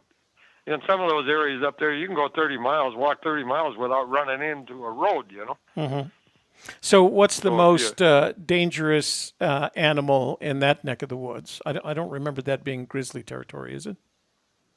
No, it's not grizzlies. It's just black bears. But the wolves, they say they don't attack humans, but I don't believe that, because all of a sudden, every once in a while, somebody goes missing up in the forest up in northern Minnesota. Yeah.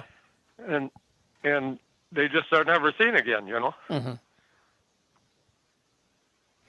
Well, Cuz, I appreciate you calling and expressing your thoughts on the search. And if you ever decide to go out, look for the treasure, let us know so we can hear your stories. Okay, well, I just thought I'd give you another wrinkle. I threw in another wrinkle. No, that's a good wrinkle. It's a fair wrinkle. Just something for discussion purposes, so to speak. Yeah, that's what we do here. We discuss these matters. Yeah, so I'm not trying to condemn the hunt or anything like that. Oh, and I didn't interpret it in that way. I didn't think that was what you were trying to do.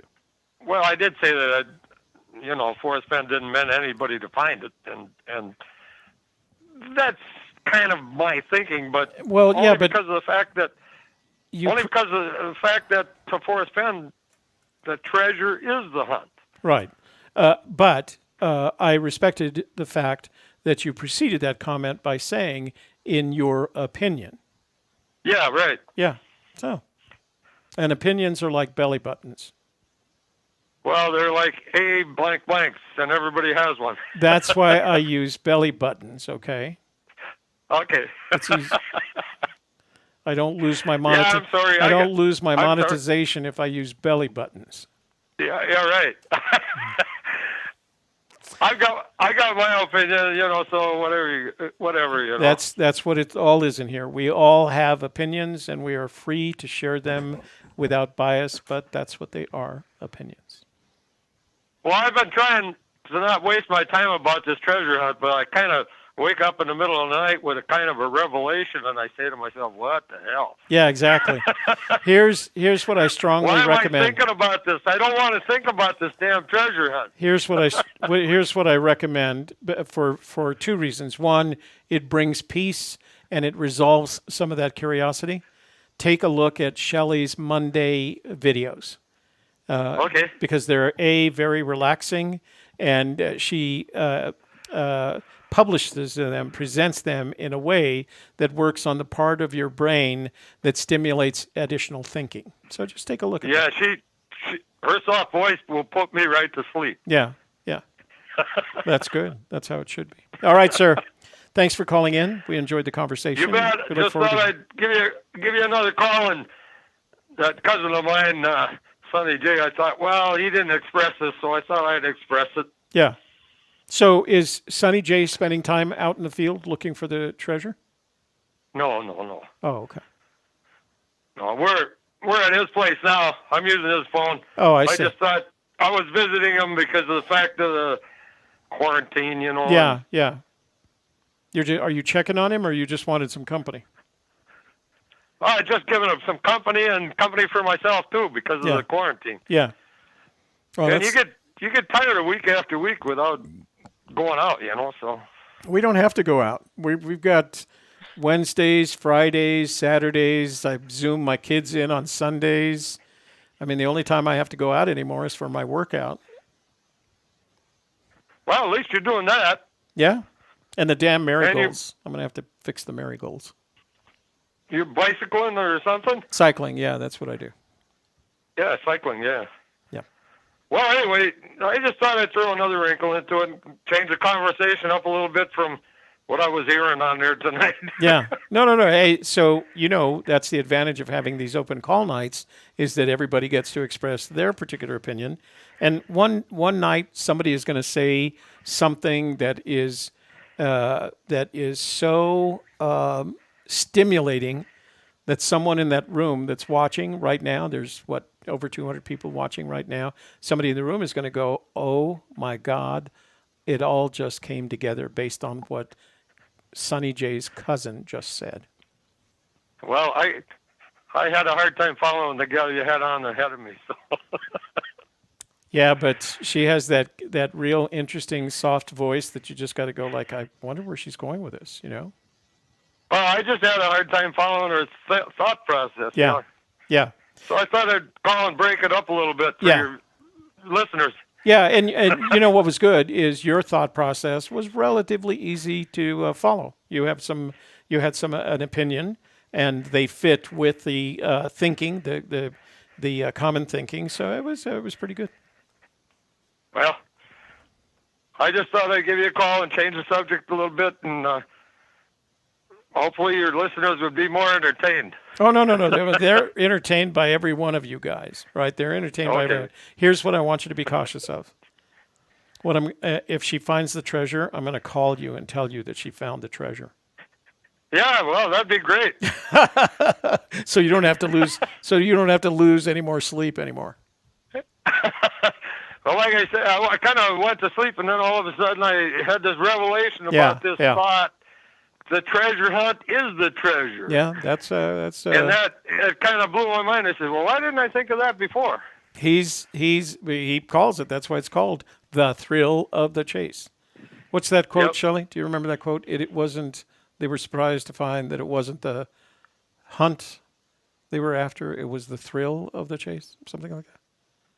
He's. Have you heard anything?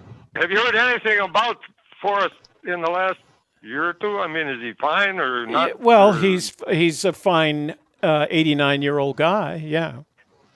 Yeah, so he's Cynthia. If you look at Cynthia Meacham's YouTube channel, she visited with him recently. It looked like over the weekend. Okay.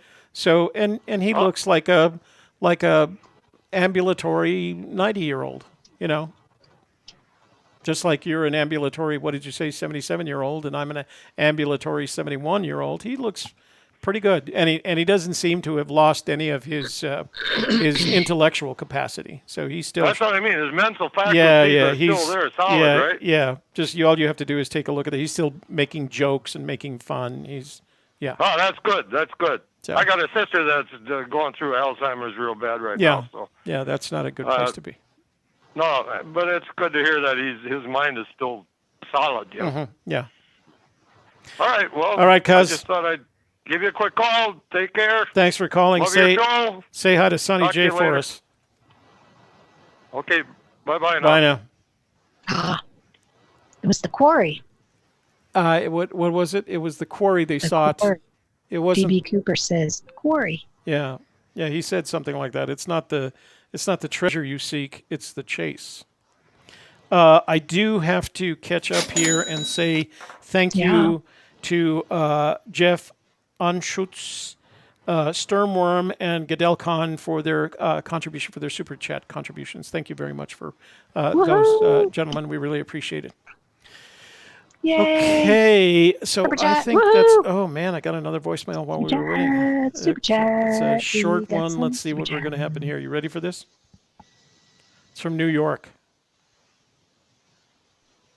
Hey Toby, it's Joey Piro. It's 10:35 East Coast time. Thought I'd call in tonight, as promised, from Shelley's Monday night Warm Waters video. Hope to talk to you tonight. See ya. What's that about? I don't know. He had brought something up, and I said I was going to be discussing that in my video about Warm. All right, let's. So apparently, we got he enough watched time. it, and now he wants to talk about it. All right, let's give him a call.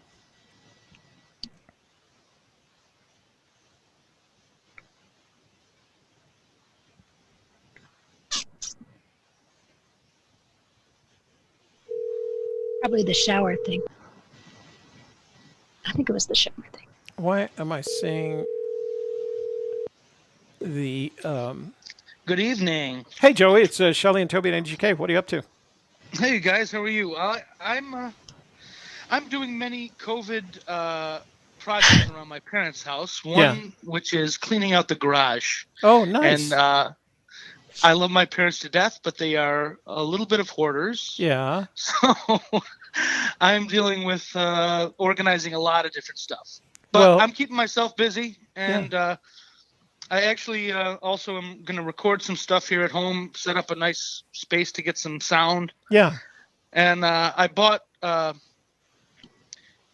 AKG microphones, so I've been transposing AGK and AKG all week.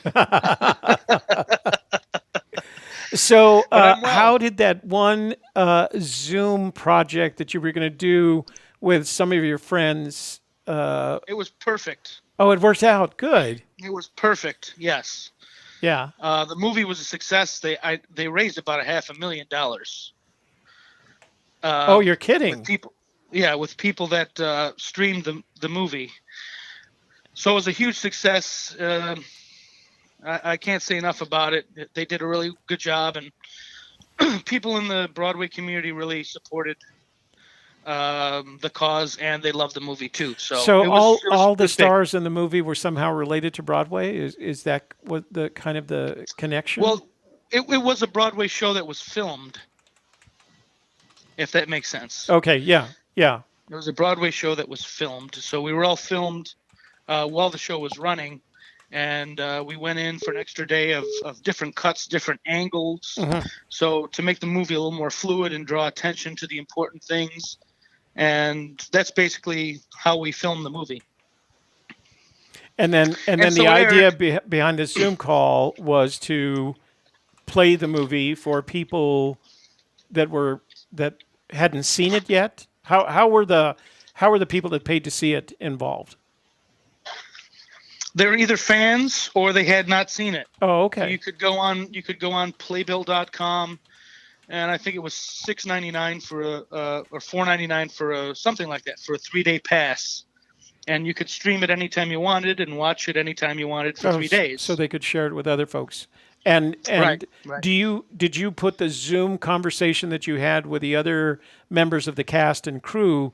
Is that like on a YouTube channel so we can all see it?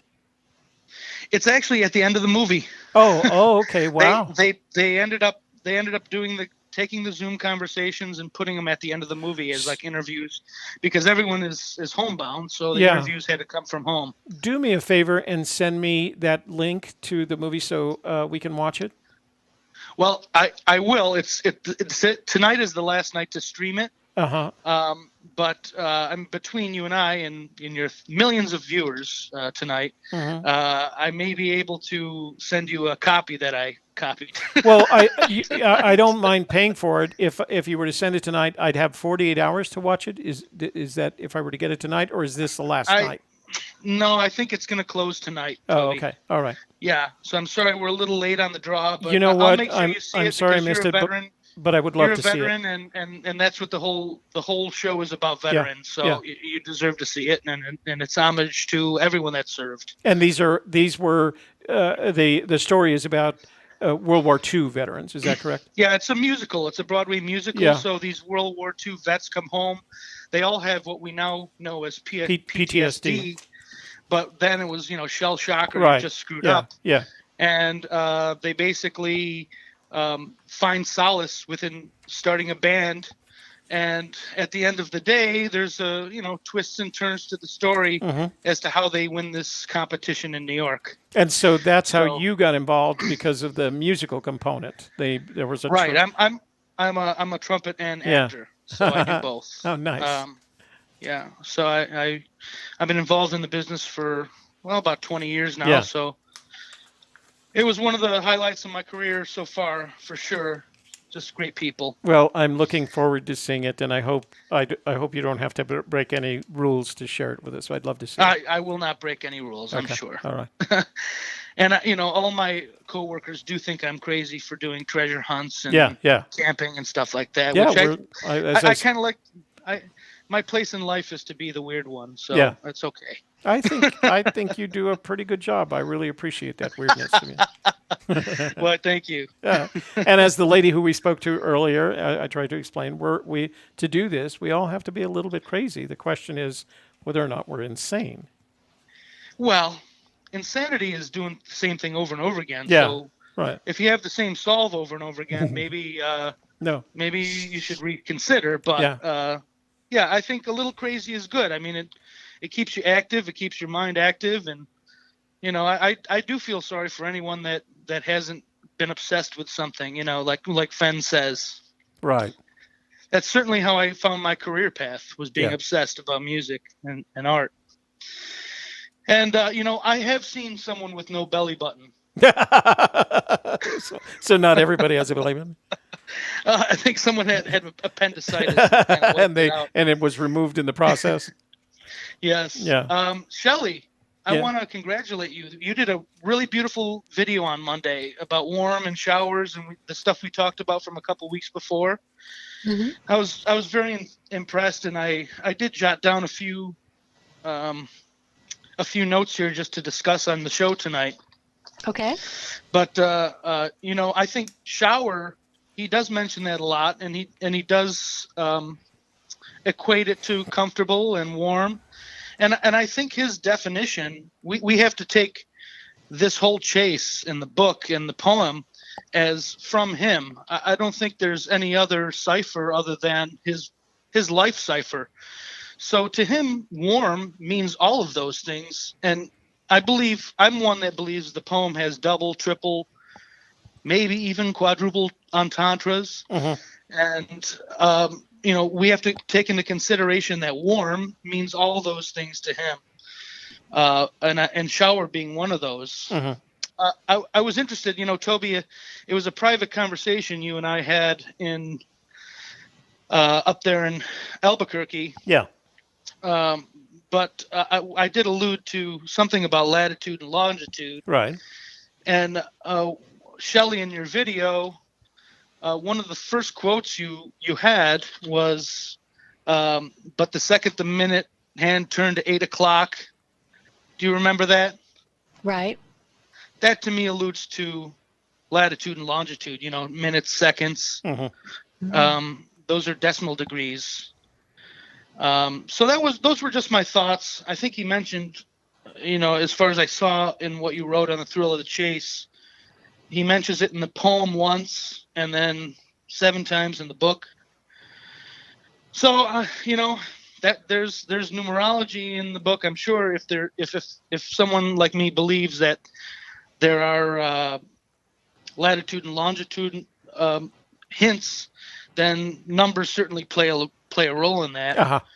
But those were just my thoughts. I decided to jot down a few things here. I was very impressed with Shelley's video. I thought it really kind of reminds you of where you see these words in the book, and where you can start putting some things together that kind of have a cohesive thread. Well, I'm glad that sparked some ideas for you. That's what it's all about. I think so. Yeah, I do. So that's all I wanted to call in about tonight, man. I'm glad you guys are well, and if you thought my thoughts were cool, then that's cool. No, it's important for you to come on. We think of you as a friend. We've broken bread together. So you feel free to call and express your ideas, especially if they're related to something the MTP has done recently. So that's always it's just nice. It's just nice that that someone has taken the initiative to take a look at it, make notes, and make commentary on it. So yeah. Well, I think it's all thought provoking, and obviously, Forrest said that The person that finds the treasure is going to have to earn it. Yeah. And, for a 79 or 80-year-old, that doesn't mean incredible feats physically. Right. That means incredible feats mentally. That's just my opinion. No. I think that accurately represents what he expects of us. And made by comments like you have to think it out and you have to use your imagination. My disagreement with those statements, as I said earlier this evening, is that it's a mistake to use our imagination. We're better off using his imagination, whatever it is. So. I agree. Yeah. So if you can plug his brain into a cipher code, maybe exactly. we'd be better off. Yeah, exactly. So that's where I'm at this week. Yeah. Who knows where I'll be next week? All right. But I've been working on a solve for many years now, and the solve is in the similar locus. So in my mind, I believe I found where warm waters halt, and I've been dealing with solving all the other clues. I do believe there are more than 9 clues. I know he says there are 9 clues. I think that's a clue to a clue. So when he says there are 9 clues in the poem, you think he's lying, misleading, misdirecting? What's he doing there? No, I don't think it's misdirection. I think it's actually assistance. And if you solve the clues in the way that he is basically portraying the clues, that you're going to see things across your hunt that may be similar in shape to numbers. I don't want to go too much into detail on that, but I just think that it's not just 1, 2, 3, 4, 5, 6, 7, 8, 9. Yeah. You're at the treasure chest. I think I think the blazes are different from Look Quickly Downs. I think there are double and triple entendres in the poem. And I think it takes you on a journey that you maybe see one area, and then the poem actually gets you out of that little area. But I'm dealing with, I would say, about a mile and a half for the 9 clues. Wow. Good number. Although I have to admit, you've piqued my curiosity in the sense that I'm going to have to go and determine whether or not the phrase quadruple entendre is actually accurate. If it's a real statement? Yeah. I think if something has 4 meanings, it's a quadruple entendre, I believe. All right. Okay. Or I guess, what's a... I don't know, cincuenta? No, that's Spanish. No, I have a lot of different theories, and I think that the last clue is finding that exact latitude and longitudinal spot. Yeah. And deconstruction. Well, certainly it has piqued my curiosity. I'll try and figure out what it actually means, and we look forward to the conversation. Awesome, guys. Well, thanks for taking my call. And Shelley, thanks for putting out such a substantive video Monday night. You're welcome, and thank you. Okay, you guys have a great time. You have a good weekend. Drop by tomorrow night. We're going to be doing Church of the Search. Okay, I'll be doing Church of Cleaning Out the Garage. Okay, you guys. You have a good evening. Thanks, Joey. Bye, everyone. Bye now. Bye. Joey Pero. Okay,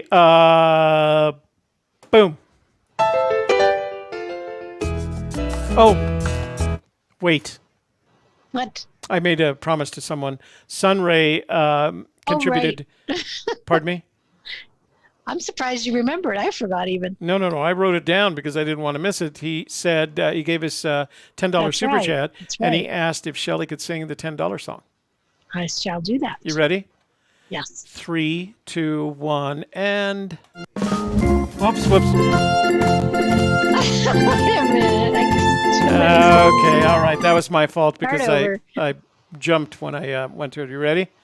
Yes. 3, 2, 1, and... We're chatting about Fenn. Thank you for the super chat.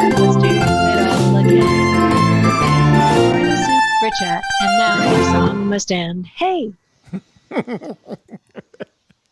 Okay, that was pretty good. I don't understand why I have the zoom frame around our image on the OBS screen. Any ideas? The zoom frame. The zoom window frame on the zoom picture is it got somehow trapped onto our OBS screen. So I don't know what's there. I don't know. Yeah. All right. Never seen that before. So, son, I hope that makes you happy that Shelley's saying the $10 song. Let's see. Alabrado says he earned his money tonight as a mod. Oh, really? Was a lot of activity in the chat room tonight? Yeah, I guess so. Oh, okay. He was keeping busy. Sorry, I missed it. Oh. Wait. No, not again. I'm serious. I'm gonna turn off my all my windows. Oh, your Chrome. Yeah, your Chrome windows. What the heck? Let's see what we got see there. if we can make a better exit. Yeah, I'll try. Let's better see if it exit does. strategy. Yeah.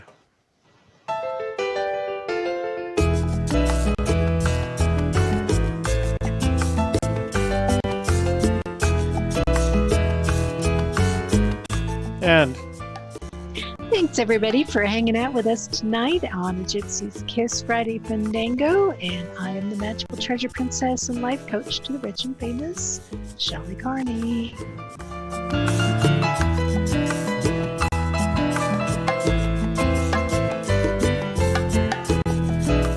And I am Toby Younis, Administrative Assistant to the Magical Treasure Princess and her Chief of Security.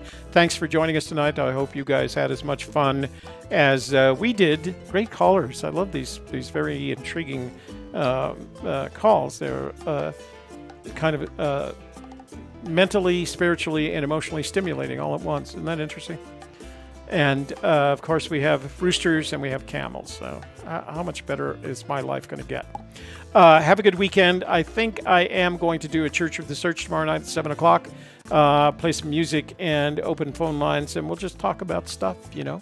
So join me if you don't have anything else to do tomorrow night. None of us have anything to do on Saturday nights anymore. It's not like we can go out. Okay, so I'll see you guys tomorrow night. Thanks for joining us tonight. We love you.